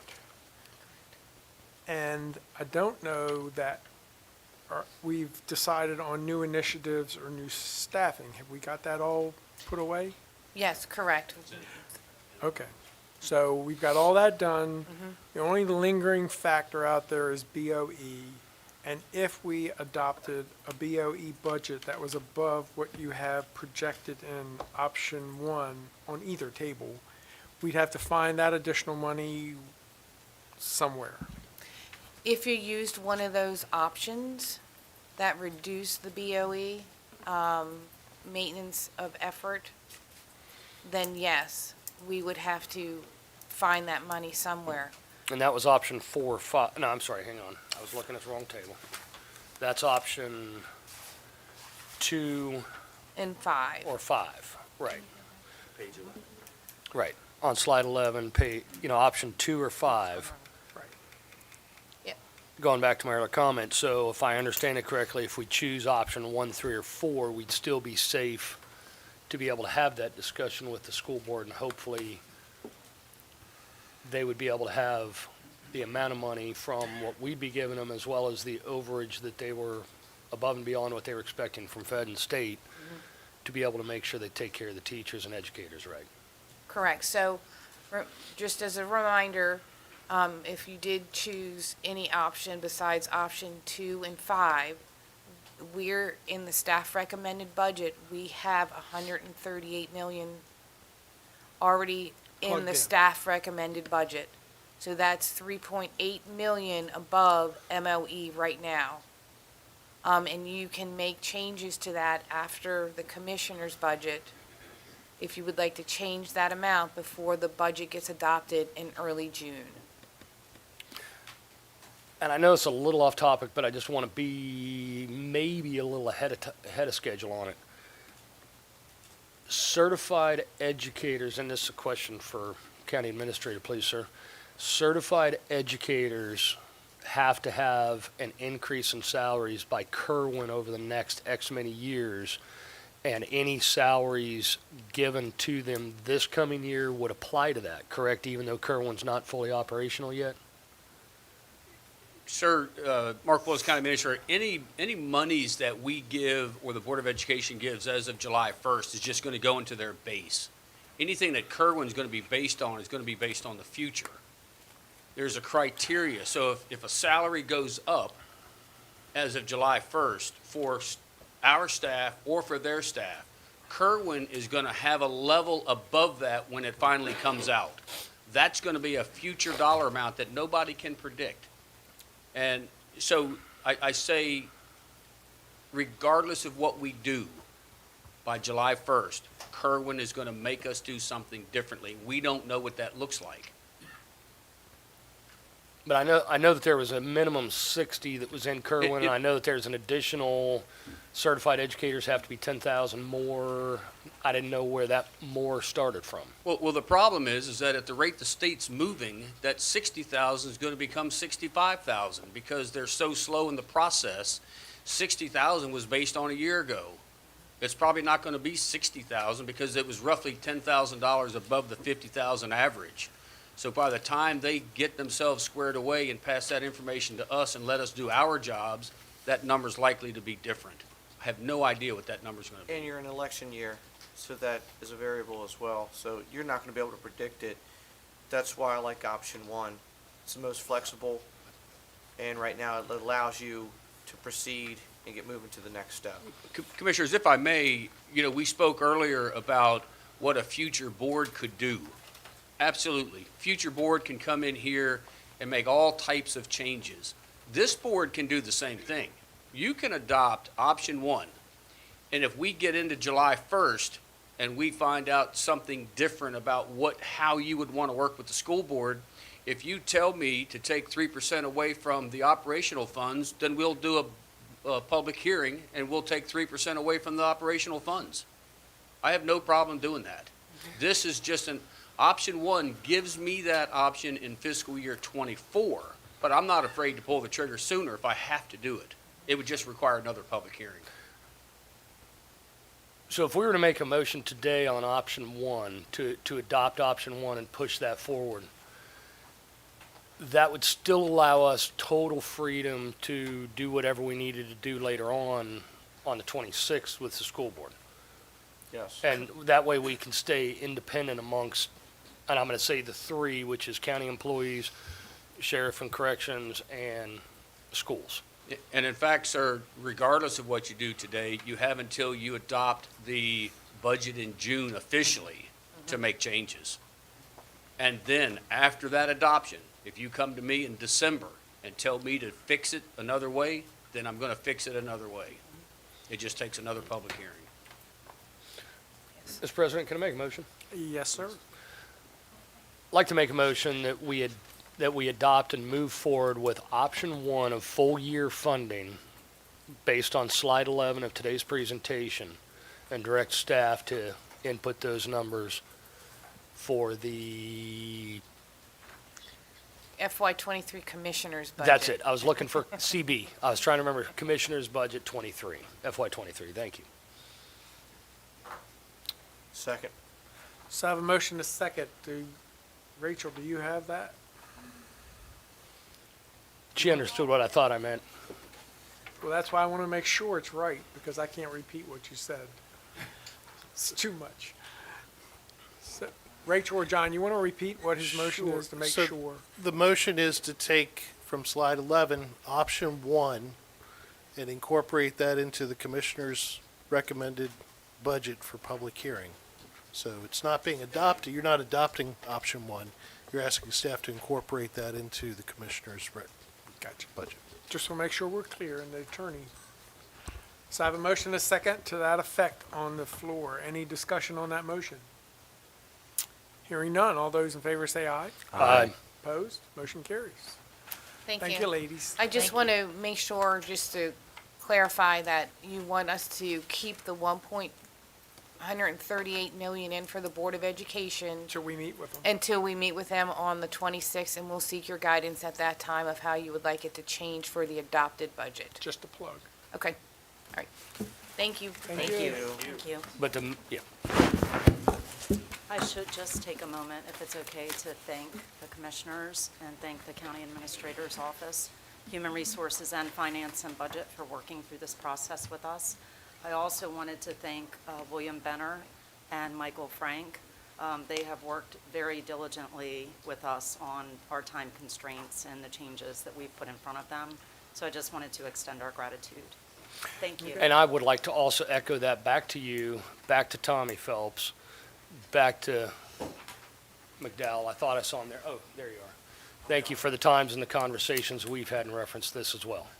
So, and just for the public, this didn't just happen today. We've been meeting with appropriate personnel over the last month, trying to figure this and work out through this out, because it's, it is what it is. But thank you all. Thank you. Thank you. So, next item on the agenda is item number 2, Department of Parks and Recreation Federal Appropriation Request for Flag Pond. Good morning, Commissioners. Good morning. Shannon Nazal, Director of Parks and Recreation. I'll go ahead and read the memo. So this is for federal appropriation requests for Flag Ponds Nature Park and Breezy Point Beach. Background, Congressman Steny Hoyer's office has reached out to counties and municipalities regarding requests for fiscal year 2023 appropriations. The Congressman is able to submit up to 15 requests for earmarking, and the deadline to submit requests and support documentation is April 15th of 2022. The projects requested for Calvert County fall under the Department of Agriculture, Natural Resources Conservation Service, Conservation Operations. Discussion. The projects chosen to request appropriation are the Breezy Point Beach Shoreline Restoration Project in the amount of $2,500,000 and Phase 2 of the Flag Ponds Shoreline Restoration Project in the amount of $2.5 million. These two projects meet the criteria of appropriation and serve a national need by providing protection and environmental mitigation on the Chesapeake Bay. A letter of support is required for the request to be accepted by the Congressman's office. Fiscal impact. Fiscal impact would include a federal appropriation of funds for the Breezy Point Beach Shoreline Restoration Project, allocating up to the requested $2.5 million to Project 432202, and for the Flag Ponds Shoreline Restoration Project, allocating up to the requested $2.5 million to Project 4453. There's no expected match. Conclusion, recommendation, staff recommends that the Board of County Commissioners sign the support letters for appropriation of funding for Breezy Point Beach restoration and for the Flag Ponds Shoreline Restoration Project. I'll answer any questions that you have. Move to approve, Mr. President. Second. Let the record show Commissioner McConkey's not in the room. I have a motion and a second on the floor to approve the request for, I'll get there. For project 4453. Letters of support. Yeah, letters of support for appropriation of funding for Breezy Point Beach restoration and for Flag Pond Shoreline restoration. Any discussion on that motion? Just thank you, Shannon and staff. It's extremely important, so thank you. Absolutely. Hearing none, all those in favor say aye. Aye. Opposed? Motion carries. Thank you, Shannon. You're welcome. I believe you... I stick around. Yeah, you stick around. And I'm going to invite up our consultant from Mans Woodward to join me. So the next item on the agenda is a work session with Parks and Rec about Harriet E. Brown Community Center. All right, again, Shannon Nazal, Director of Parks and Recreation. Good morning, Commissioners. I'm Mike Girding with Mans Woodward Studios, Architects and Engineers. And if you'd like, I'll read the memo, or we can get right into the presentation. Get right in. All right, we will get right in. So I want to thank you for having me today. It's an honor to be here. Just a little bit about our company. We were founded in 2008. We specialize in community-based architecture and planning. We have successful completion of community center building designs and master plans for rec centers, schools, and public safety facilities. We are approximately 30 people in size and located just north of Baltimore in White Marsh, Maryland. And we are a current pre-qualified vendor of architectural and engineering services for Calvert County. And we are, this is our rookie year as well. This is actually our first project, so thank you for having us. Just a brief presentation. We're going to go over the project timeline, the site location and overview, the master plan process, and community input that has been completed thus far. And then we will present the final master plan documents. So this project effectively started in February of 2021. That initial phase was performed by Parks and Rec, and that included the initial community input process. We came on board in about August or September of 2021 and performed the following tasks that are shown below that community input process. And we are essentially at the end of the master plan process, April of 2022. I just want to go over, before I launch into the site location, I want to just read a little bit about the community outreach that has been performed so far. And this is just a brief synopsis of the extensive community outreach performed by the Calvert County Department of Park and Recs, which was utilized to inform and guide the overall development of the master plan. In early 2021, the Department of Parks and Recs conducted a preliminary community input session, or multiple sessions rather, utilizing online meetings, the Facebook page, and a constant contact online survey. The primary purpose of the preliminary community input phase was for information gathering with respect to desired program and amenities for the facility and the park, as well as to gain a general understanding of how the existing community center building is currently being used. When we were brought on board, we analyzed the preliminary data collected by Parks and Recreation, along with general knowledge imparted by that department to us to develop the overall program for this project and subsequently the master plan. And I want to point out that we developed two options, which we called A and B.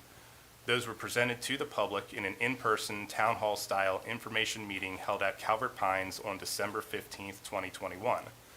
The members of the public who attended were encouraged to ask questions and provide their comments and feedback, and we found this to be a very productive session of discussion, and we received some very excellent feedback from the citizens. So I'd like to thank everyone who participated in that meeting as well.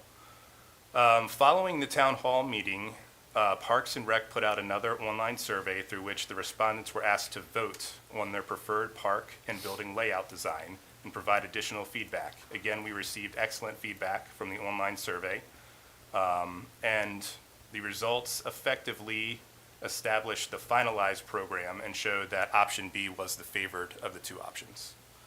So now we can jump into the location. So the location of the proposed park is on a piece of property that Calvert County government already owns. It's highlighted in yellow as shown. It is located southwest of the existing Harriet Elizabeth Brown Community Center. It's located northeast of the parking ride lot, which is a landmark for many people in this area, south of the high school.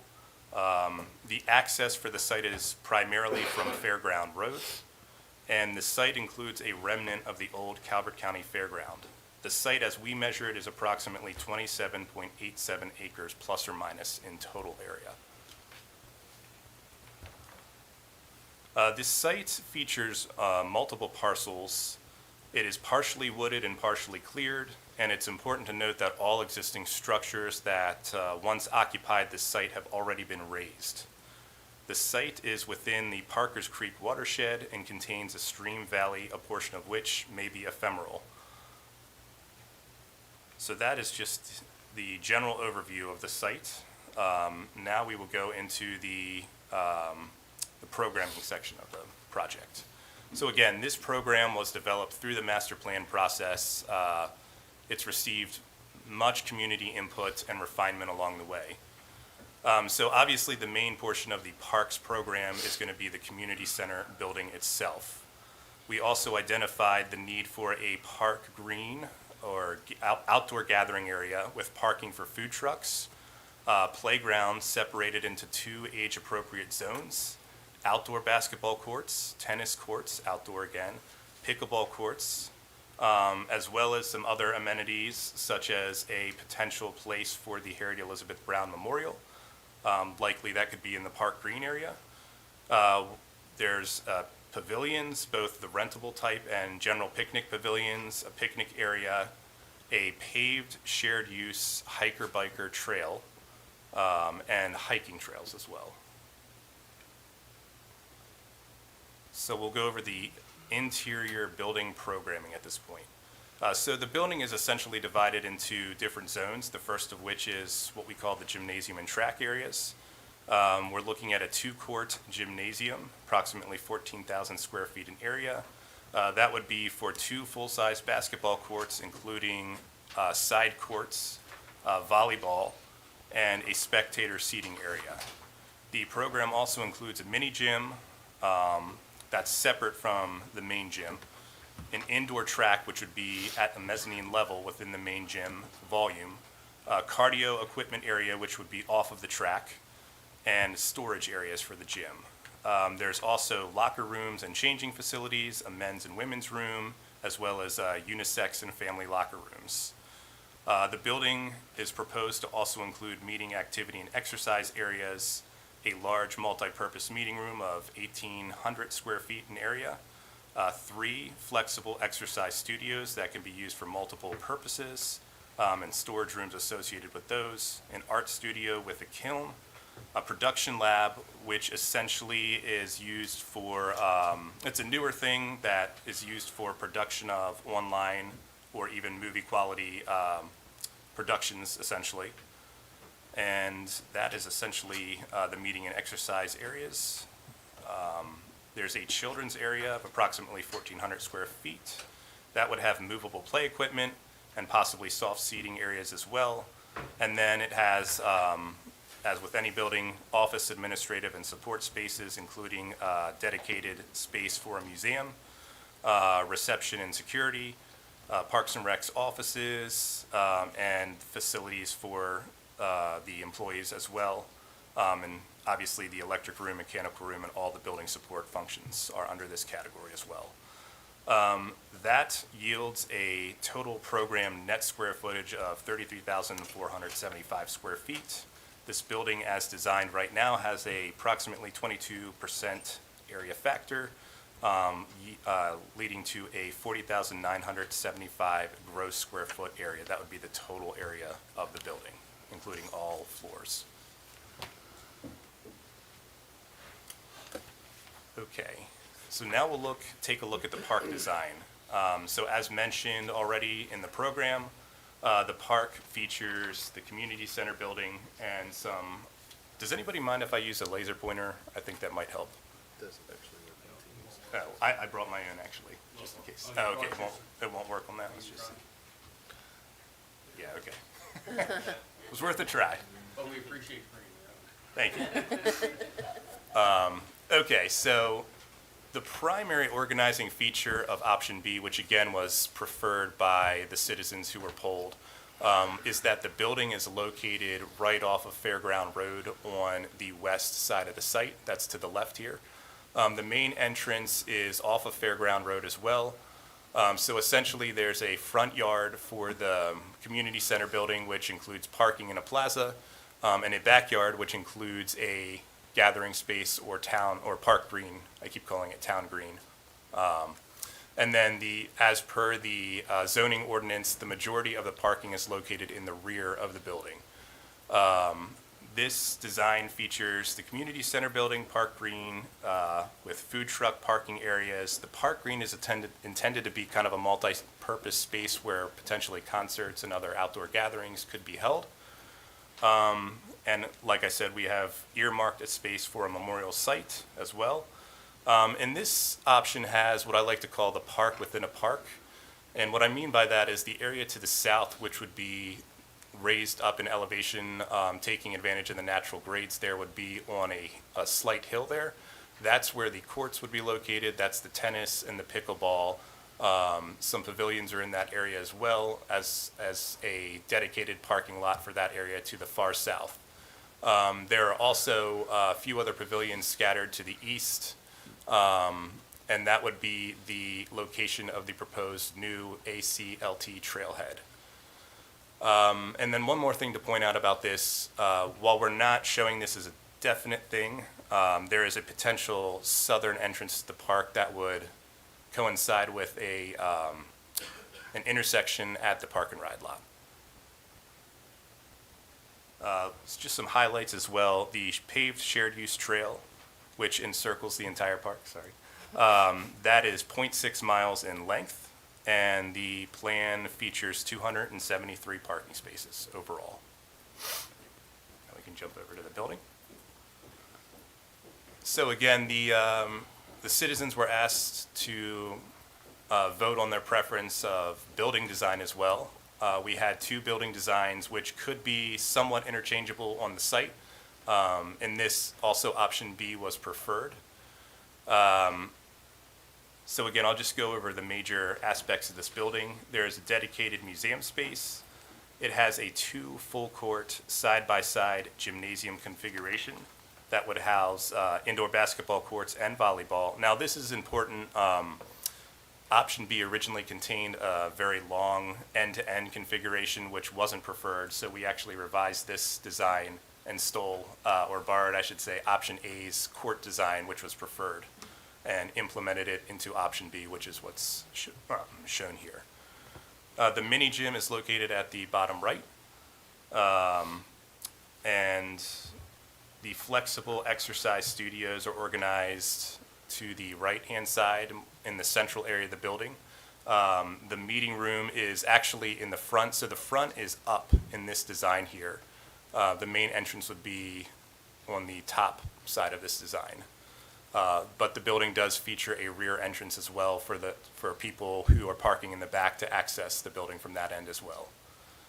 The art studio is located on the west side, and the locker rooms are adjacent to the main gym and also accessible from the main lobby. We can jump up to the upstairs level. So this building does have an upstairs, or what we call a mezzanine level, where the track is located.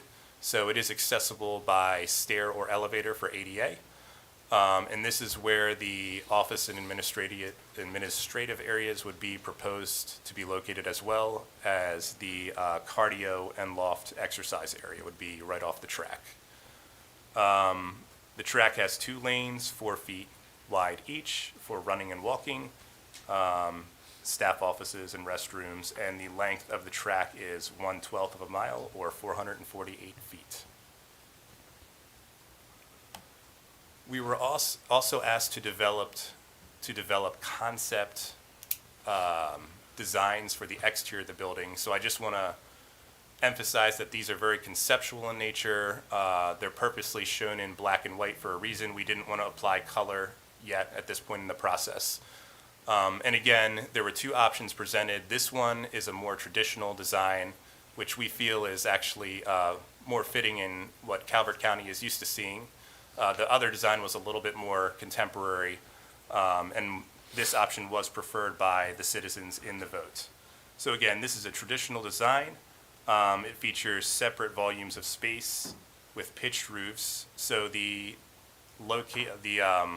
portion of the building on the left side would be at a 612, which is kind of the standard pitch for commercial buildings, so to speak. The gym, which is a very large volume of space, would be at a 312. And we did it at a 312 because if we use the 612 here, it's going to get disproportionately high in overall building height, so we wanted to kind of control that a little bit.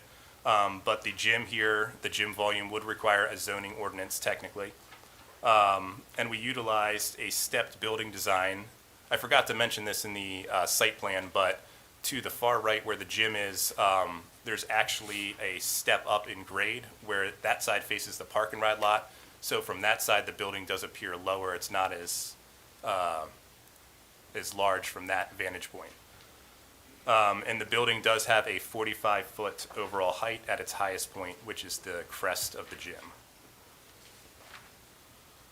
Okay, so yes, thank you. I forgot about this one. So this is just looking at it from the other side, which would be the rear parking lot facing the park green. And this would be the rear entrance of the building. And we were asked to develop a project cost estimate. This is the fun part of the presentation, or not really, I guess. So I just want to preface this by saying, unfortunately, in our industry, meaning the construction industry, costs have gone up exponentially over the past 2 years, generally due to shortage of materials and just rising costs of everything from steel to diesel fuel. So with that being said, at this point, we are projecting a total, and we did this breakout by, we were asked to look at it by how much the building would cost versus the site. Now, some things are kind of intermeshed, but we did our best to kind of split it in building versus site.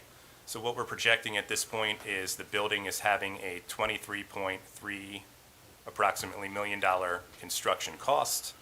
That's coming in at approximately $570 per square foot, and that includes utilities and all costs associated with building the building and not the park. So the site improvements are essentially the park portion, and that is coming in at approximately $5 million, 5.1, closer to that. And then we have calculated an estimate for the fees, bonding, and permits, AE design costs. Again, these are approximate, no hard numbers at this point. Insurance and contingency and escalation, projecting out to a 2023 groundbreaking date. So the total project cost estimate is coming in at $39.9 million at this point in time. And I just want to say thank you for allowing me to present this. That concludes the presentation. How much more is the total cost than it was when we previously expected, when we originally? So when we first started talking about this project, and that was probably around 2017, 2018, and it was at an estimated 7.5 million for the building. And that was very preliminary, as we had not gone through any processes for cost estimation or anything at that time. We were using costs that we knew of at that time to compare. So there's no phase into this project? So as far as phasing would go, it would likely be, the building would be one phase, and the park amenities would be in another phase of the project. But that would be determined as funding is made available in the future. So we went from a $7 million building to a $23 million building. 39, isn't it? That would be for the 39 is entire total. facility. What do you mean? So the building went from 7 million to 21 million, 23 23. Without contingencies. without Without contingency. contingencies, yes. Prior to, we were looking at estimated, in working with the Department of Public Works on their estimations for building costs. At that time, it was approximately 250, or under $250 a square foot, and those were the estimates that we were looking at that time. Well, 250 math doesn't work out either. I was gonna say, because that's square footage. That ain't even right. There's gotta be different square footage from the Yeah, something original now. changed besides the cost of construction to take this project from 7 million to 23. So the square footage was, prior to, was estimated at 35,000 square foot. This one is a 35,000 square foot footprint, but with the additional overhead, it brought it up to that 40 what? 40,000 square foot. Gotcha. So between from $250 a square foot at 35,000 square feet at 250, that's the 7 million, roughly. That just quick Possibly, math, whatever. yeah. My Um, math is not so good in my head. So then we went from 400 570. or 40,000 square feet, right? Correct, that's what it's at At currently. $530. 570. 570. So we had a 15% increase in size and a 120% increase in cost per square foot. Ouch. So that's based on the master plan, citizen participation That's results, correct? Yes, this was, there was a lot of public input into this. We had, the survey first went out back in early 2021, we did receive over 1,000 responses to the survey input on what was a want and need for the community based on the lack of having gymnasium space that is more accessible than the gymnasium space we have access to now within the public schools. So how did the square footage grow? Because.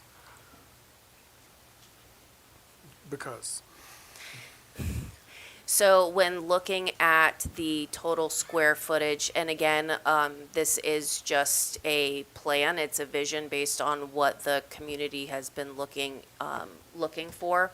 So when we took into account the 35,000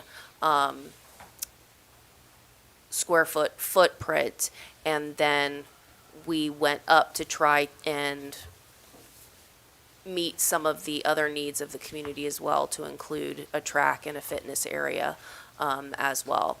So with those adjustments, that's what the addition was for that square footage, and also having a space for staff to be in the facility as well. So does the plan include fundraising? A lot of fundraising? We have been looking at different grant options for potential funding of this project. However, the funding options that we have at this point are small in comparison to that total dollar amount. Even if we look at CDBG, if we look at program open space funding, they're all very minimal in those actual covering of the cost of the facility. So there would likely need to be other options, potentially fundraising for this facility. When you accept some of them grants, you got to follow by a different set of rules too, right? It depends on the grant. Is it possible to go back to slide 14? Oh, someone else is doing it. All right, so that, if I'm understanding it correctly, that is our original less than 35,000 square foot building. Correct. Am I understanding that correctly? Correct. Okay, so the addition, quote unquote, to bring us up to the 40,000, or actually almost, 41,000 square feet is slide 15, correct? Correct.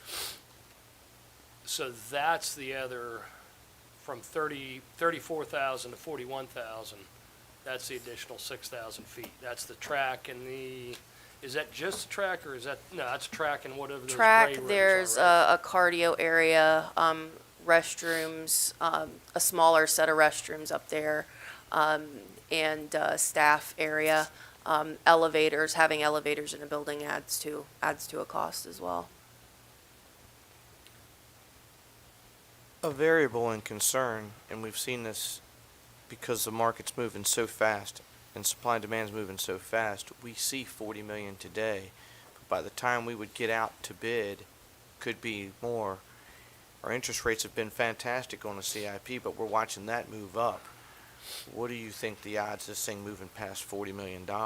And then also the interest rates that we've been used to, we may not be able to obtain because the Fed, I was watching the other day, are already moving those rates to keep up with inflation. So there is already a 2-point de-escalation. There is an escalation already included in the estimate. 2.5. And that's for a groundbreaking in summer of 2023. So that's about a year's worth of potential escalation in costs. But is that materials or is that in like things, that, oh, we've discovered this or discovered That's that? gross. Or is that We're just- also carrying in this estimate a contingency of 5.6, which is But normal. that's not on a- in the 23. No. No, that's not even in the 23. I didn't think so. No, because it's down there under other items. So insurance and contingency, you've got plugged in at 5.6 million. Correct. So what insurance premium is that? It's more of the contingency at master plan phase. We typically carry a higher percentage of contingency because we really don't know. We haven't done any geotechnical work or anything like that. So the bigger the project, the larger contingency. The less it's designed, also the larger contingency. So And when then you- remember as well too, that this is the master plan portion of the project. When something would actually get to design, the dive down into those contingency amounts and the actual cost amounts for what you're actually designing will be better. So actually, you're talking about a $30 million building.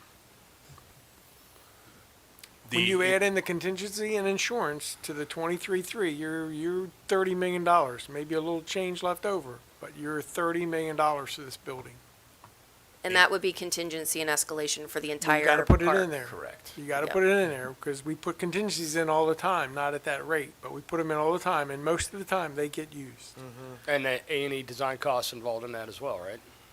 The A&E would be primary before the actual building. Oh, Duran, I left that out. Right, that's what I was gonna say, so we're actually 32.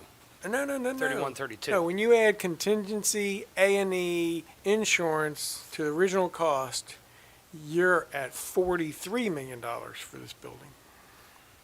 Makes the firehouse look like a steal. Our admin building's cheap now too.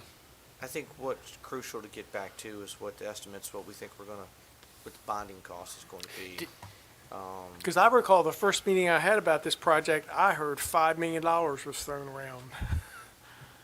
That didn't come from We'd me. almost have the Not money to try paid and for work right on now. nickels and dimes. That's why but we had 5.9 in that plug, as that plug, because that was supposed to be the cost of the building. And we're sitting here today at over $40 million. Not to try and nickel and dime it, but we were originally talking about the 34,000 square foot, 34,420. That extra 6,000 square feet got added in order to supply the stuff on the second floor. Was there a cost benefit analysis done on increasing footprint size versus going additionally with height for a second floor? Not trying to upset the elevator union guys, I'm just wondering if that was looked at. No, we did not. Would it typically, as an engineer, would that typically be something that might be a cost savings or cost addition on footprint versus second story? It's hard to say at this point. It might end up being a wash because on one hand, you have to pay, you wouldn't have an elevator to buy, right? But then you might have extra foundation work or extra roofs. So looking at it from a two-story perspective is actually, could be more cost-effective. But no, we didn't study that in detail. Well, on the cost of square footage, I can't remember off the top of my head what was the firehouse, wasn't it around 400? It was less than 400. Director Dahl? 400. And now we're looking at And- 570. And the cab building? Had been bid, yeah. Yeah. So, and you hear me say this all the time, it just seems like, especially when government touches a project, the wolves come out because it seems like it's an endless supply of money. When you look at going from 400 to 570, the quick math is what's at a good 40% increase square footage, something like that. I mean, it's unbelievable. I mean, it's not you at all, Shane. You know what I mean? I mean, you're just bringing up the facts. You know what I mean? It's just but it's almost like a license right now to just write whatever and see if somebody bites. So, like in my industry, I see costs go up daily. And what's really hard to quantify is I get a product that has to come across the ocean, and they say, okay, well, it's sitting at the docks, it's sitting this, and but then you see a domestic product that's coming up, and they're going up too. And you say, well, wait a minute, okay, I know you got a little gas, a little transportation, but right now there seems to be a feeding frenzy on anything building from, well, you can't get materials, but you see $170 more per square foot. I think Shannon remembers one of our first projects broke like 300 square foot, and I was like, oh my God. And that wasn't even that long ago. So that's a big pause right there. Is I just don't, my personal belief, I don't think projects like this across the country are going to continue to keep going at that rate. I don't think municipalities, governments, people can afford that. I don't think taxpayers can afford $570 a square foot continuously on projects. I don't know where that money's coming from. Supply and demand. Huh? Supply and demand. Well, and then I think the demand will slow down. Right, that's my point. That's what I'm implying. So, and just another comment, commissioners. So this work session isn't to approve any funding. So this is specifically for the master plan, which is a vision of what could be at that location, and to look at the costs. Again, you say it with a grain of salt, because they will change. It could be for the positive, it could be for the negative. But as far as what the desire is of the community, this Beautiful project design. is, right, and this came directly from what Calvert County residents are looking for. I mean, I So- like it. I just don't like that yellow piece down at the very Yeah, bottom. me either. I don't like it either. So just from that perspective, so the master plan document is that vision that will move us in the direction of being able to look at other options. It doesn't say that we're going to go into A&E right now, or that any funding is being approved for A&E right now at this particular time. It's to set forward that vision of looking at ways to make it happen. With that said, we have 7 town center master plans, and not every town center has been fully implemented with the visions. This is true. So that just needs to be borne out. Managing expectations. We go back to Ward Farm master plan. Yes, the Ward Farm master plan was adopted in 2015, and we opened the first phase of the park to the public this spring. And so, thank you for that, Shannon. And at the time, that was estimated at approximately $28 million, Yeah, yes, $28 million. in 2015. In 2015. And I got to tell my fellow board members at the time, there was an outcry in the community. What are you're spending $28 million? And that was the estimation. And that is in essence what this is. And you've got a lot of moving parts with this. And for the advocates of the community center, prior to the previous boards, there was no community center at all. Miss Margaret is in the gallery, and she can tell the chronology of the story. But previous boards, sacrificed a lot in the sense of, we purchased the Smecco building. That was a huge component of it. And we purchased the property for the present, not even, this is the concept. In the Correct. parlance of the Planning Commission, this has not even moved forward. This is just a concept. So I'm just trying Steve, to outline Do you and remember- manage expectations. Right, and do you remember That's when all. we looked at that building, what our budget looked like, how bad it was, and I think you made the comment, this was the perfect time, but the perfect building and location, but just the worst time. And that was a decision that we knew we had to have something, and it just became available. So I mean the needle's moving the right way. I mean we went from nothing to where we are today, and I love the design. It's just, boy, we've just seen a thing in this country we've just never seen. We've never seen costs like this. So Director Gonzalez knows that I voted against the Dominion Park master plan because I believe when you vote for these plans, you've committed to that project and that dollar amount. That's my personal opinion. That's why I don't vote for them when they have dollars connected. It's just me. But, I feel like if I vote for this plan, then I'm going to commit $40 million to the project, and I can't do that today. So that's me.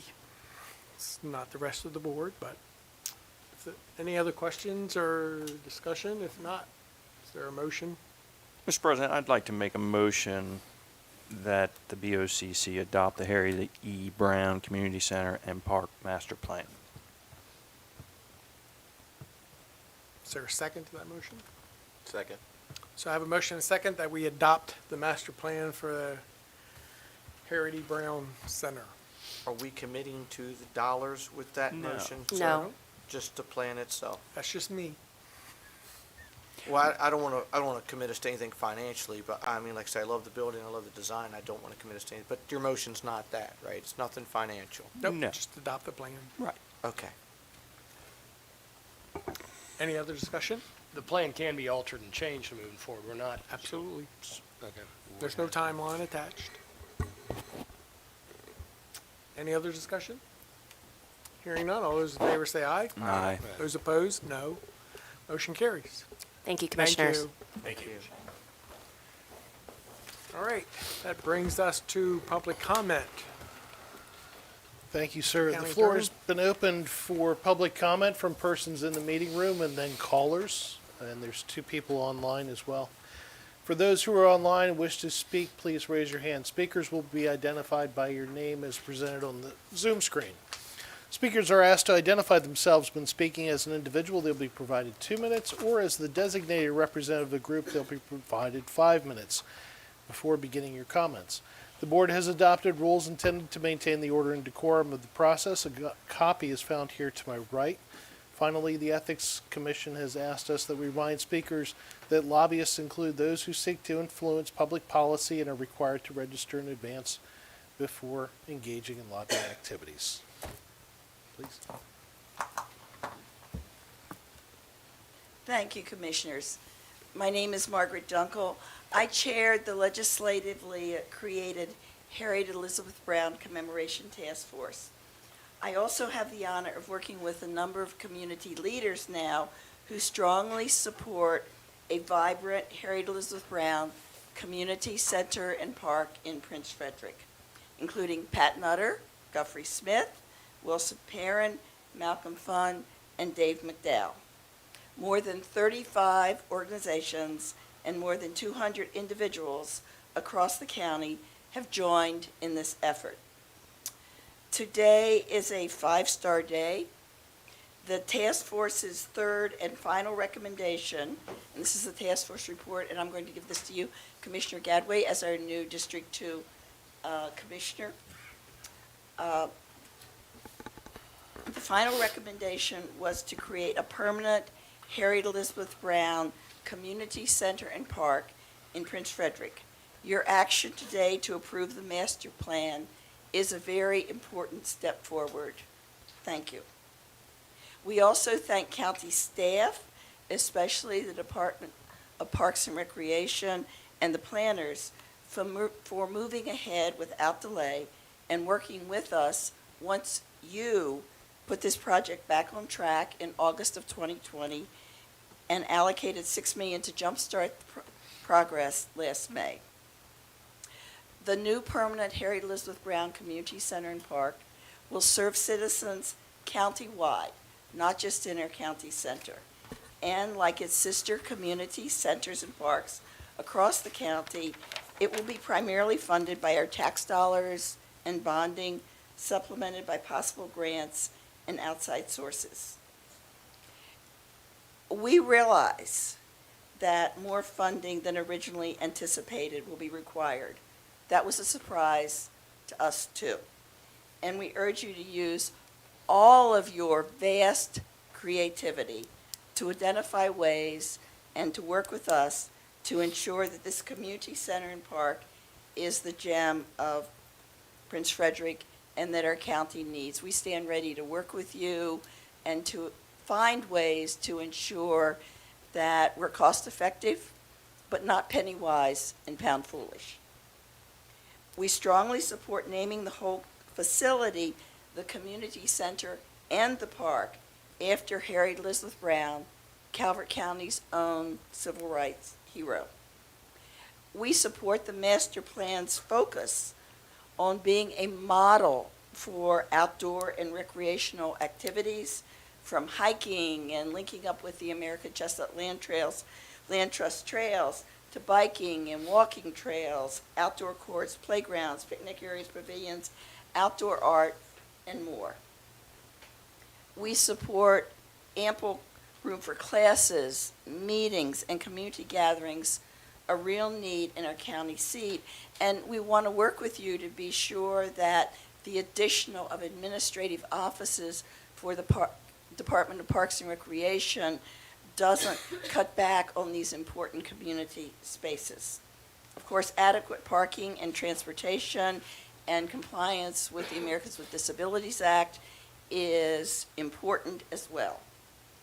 We support design ideas, as we think this concept does, that are timely enough to meet today's needs and flexible enough to accommodate tomorrow's. We support the Harriet Elizabeth Brown Museum in the center, a recommendation of the task force. This is a wonderful opportunity to have both adults and kids of today understand Calvert County's important role to ensure equal pay for African American teachers almost 100 years ago. The same goes for outdoor art and sculpture to honor Ms. Brown and her NAACP attorneys, Thurgood Marshall and Charles Hamilton Houston.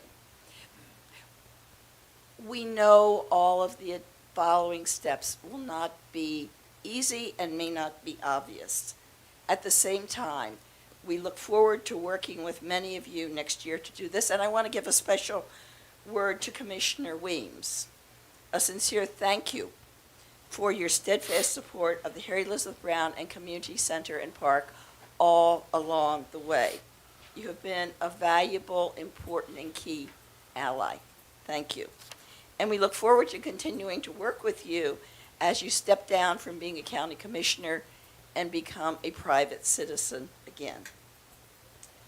Finally, we urge you as our county leaders to work with us and other county citizens to figure out how to move ahead to implement this master plan without unreasonable delay.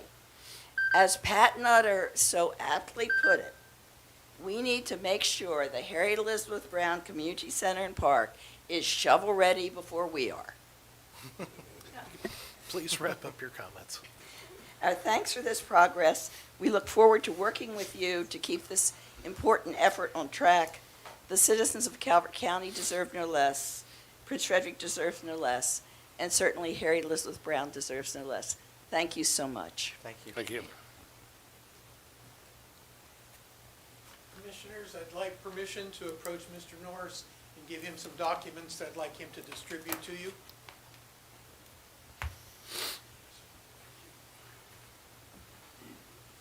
And Stay put, Mark. Also included some contact information for Mr. You have to stand in front of the microphone and please identify yourself. Yes, I'm Leonard Zuzza. Commissioners, thank you for this opportunity to brief you about problems with planning and zoning's proposed expansion of the Prince Frederick Town Center.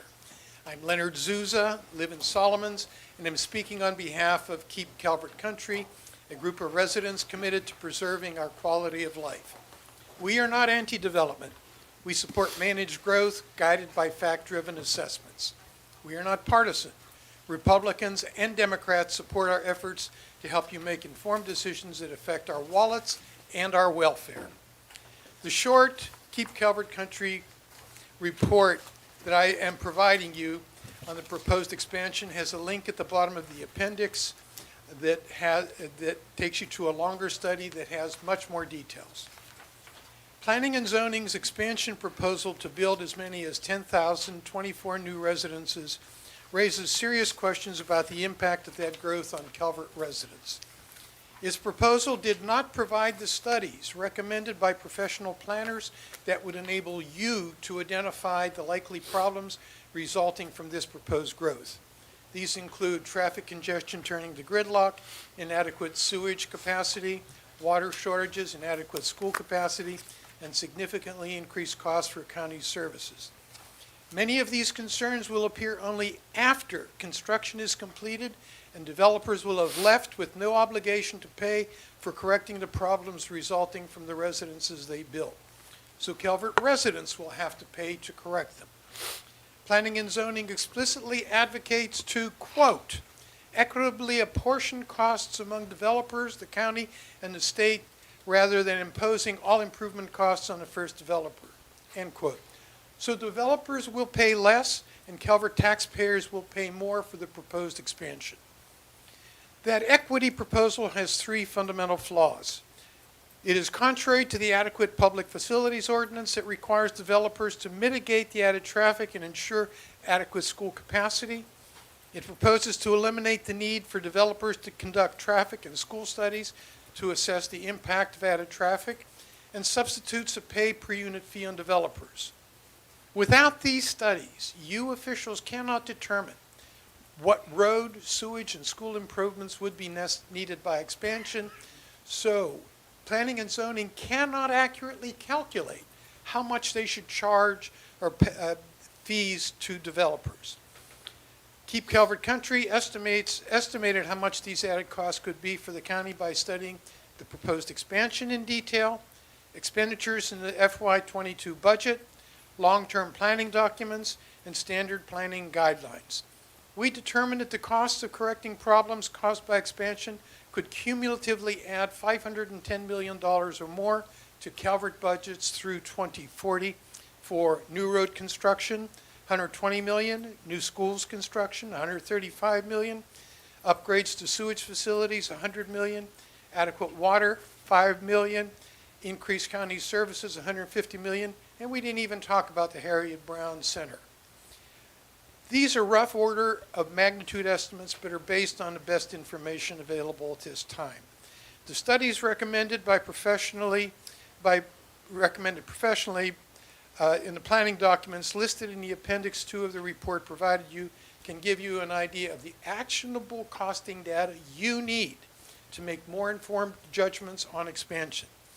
While you are grappling with the 2023 budget, we believe you also need to identify the costs of expansion before you approve that expansion. We would like to emphasize two of the four recommendations in the report we provided you. Number one, that you not approve the proposed town center expansion until you receive the analyses necessary for you to make informed decisions.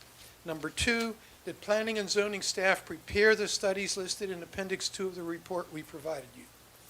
Finally, while we made our report as accurate as possible, you may disagree with some of our judgments. So we encourage you to please provide us with documented evidence where you believe our report needs to be corrected. Thank you very much for your time and attention to this. And again, I've provided Mr. Norris my contact information.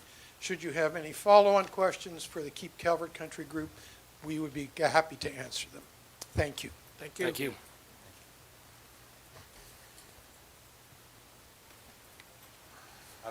already have some papers for you, but I'm going to wait till you get them because I'm going to jump into this fast.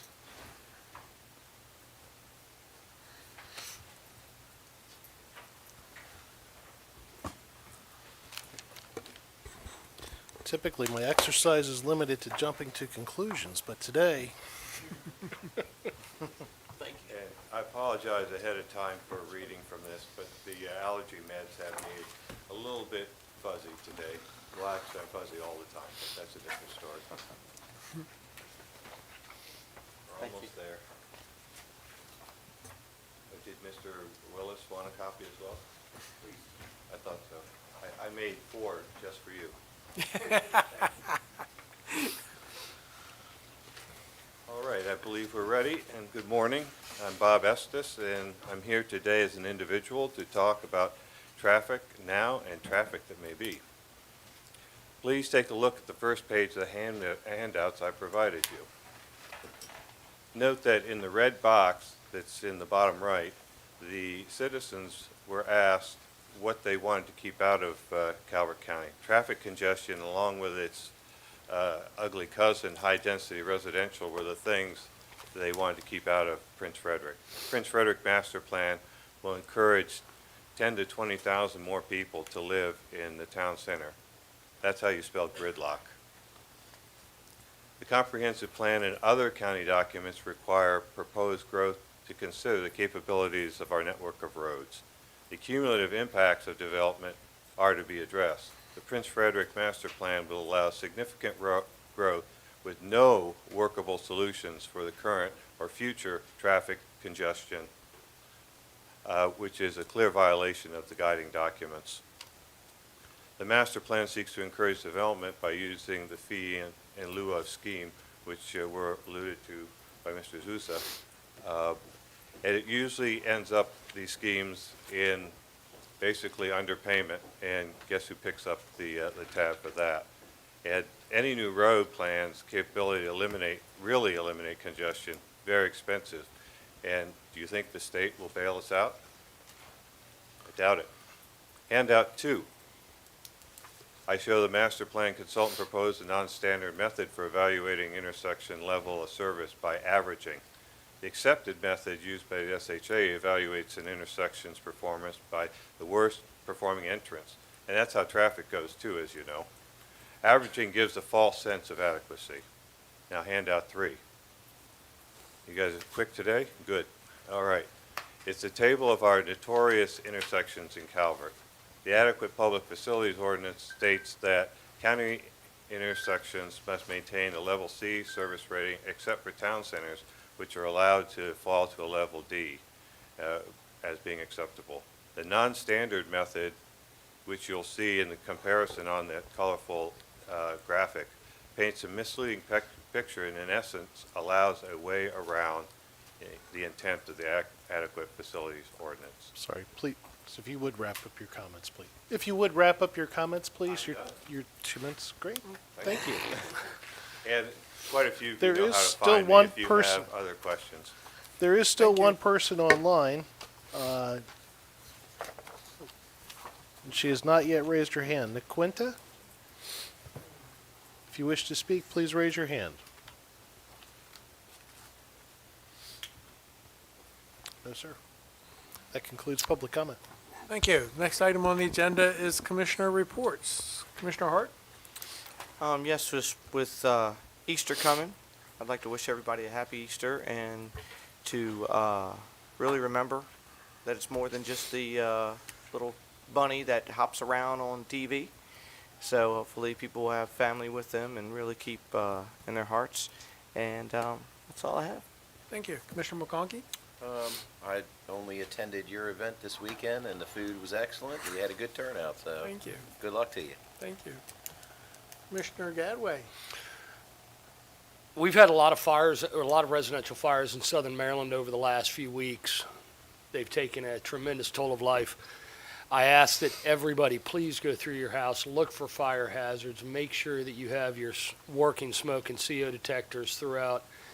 If you're in a residence, it's a rental property, please, if you're not sure how to do it, reach out to your landlord or your property manager in order to make sure that those things are properly operational. On Sunday, I got an opportunity to see thousands and thousands of items spread across multiple football fields. And in a matter of 35 seconds, I saw over 700 volunteers swoop across the field with ease, and in 35 seconds clear the entire field devoid of little plastic eggs that somebody left there down in Halloran Point. So kudos to Parks and Rec for putting together such a wonderful event. It was really neat to see that and watch that. The day before was the duck race. First time I've ever been part of a duck race or seen a duck race. And my wife got an email yesterday saying our duck came in third. So we ended up with a duck somewhere. All right, and Boy Scouts last Tuesday had an opportunity to go. I was invited to attend Troop 422 in Huntingtown. These guys had some great questions. I had a wonderful time. They had me answering questions for 45 minutes. Mike, I knew you'd appreciate that because I was actually answering questions the whole time, not just going for 45 minutes. But until you get that toilet paper question, I still got the title, so. Okay, fair enough. To close out, I'd like to talk about Eagle Scout Marcus Jones. Had the opportunity to go to his Eagle Scout ceremony at Troop 1792. It was a very good ceremony, but I personally want to give Mr. Jones a huge compliment. Out of all the different Eagle Scouts and ceremonies I've been to, this young man, 17, 18 years old, we're all in trouble. He's a public speaker that makes all of us look bad. He really did a phenomenal job. His ability to communicate and talk to the people around him, to some degree, was mesmerizing as I was sitting there watching him. I kudos to him, all his hard work. He's going to go somewhere in life. Thank you. Thank you. Mr. Weems? I just want to wish everyone a happy Easter as well and Passover this weekend.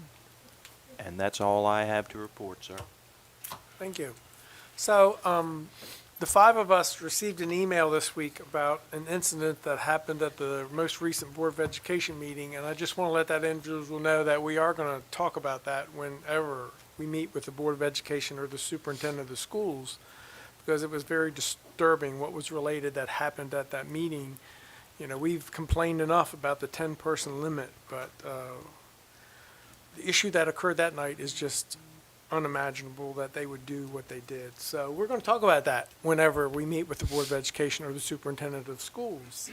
And I also want to relate that I got an email last night from Senator Jack Bailey that he got a grant for $5 million for Southern Maryland that would match, and right now I can't recall the name of the foundation, to create a center in Southern Maryland for special needs children. If those of you who don't know, every day we bus special need kids all around the state. In fact, one time I heard they even bus them to New Jersey or somewhere to meet their needs. And we've had a little discussion about why couldn't we have a regional center. And I didn't know Senator Bailey was introducing the legislation, but he did acquire this grant to create a center in Southern Maryland that will meet those needs. So we want to commend Senator Bailey for taking that action on behalf of all of us and look forward to how we can get that accomplished. That's all I have. Commissioner Weems probably has a motion for me. I do, sir. But unfortunately, I'm ill prepared. That's okay. I caught you off guard. You should know that by heart now, Steve. That's true. Mr. President, we're just 20 asking years, for yeah, right? a motion to go into executive session to discuss property acquisition pursuant to 3-305B3. So moved. What he said. Did you hear that? Commissioner Hart took your motion. Don't second it. You're not even gone yet. I know. I feel so irrelevant. Hey, just let it fail. Just let it fail. Is there a second to Commissioner Hart's motion? There's no second. Group of dogs. All right. Group of dogs. So I'd like to go ahead and make a motion to enter executive session to discuss property acquisition pursuant to sections 3-305B3. Second.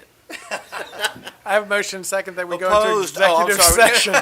Is there any discussion on that motion? Hearing none, all those in favor say aye. Opposed.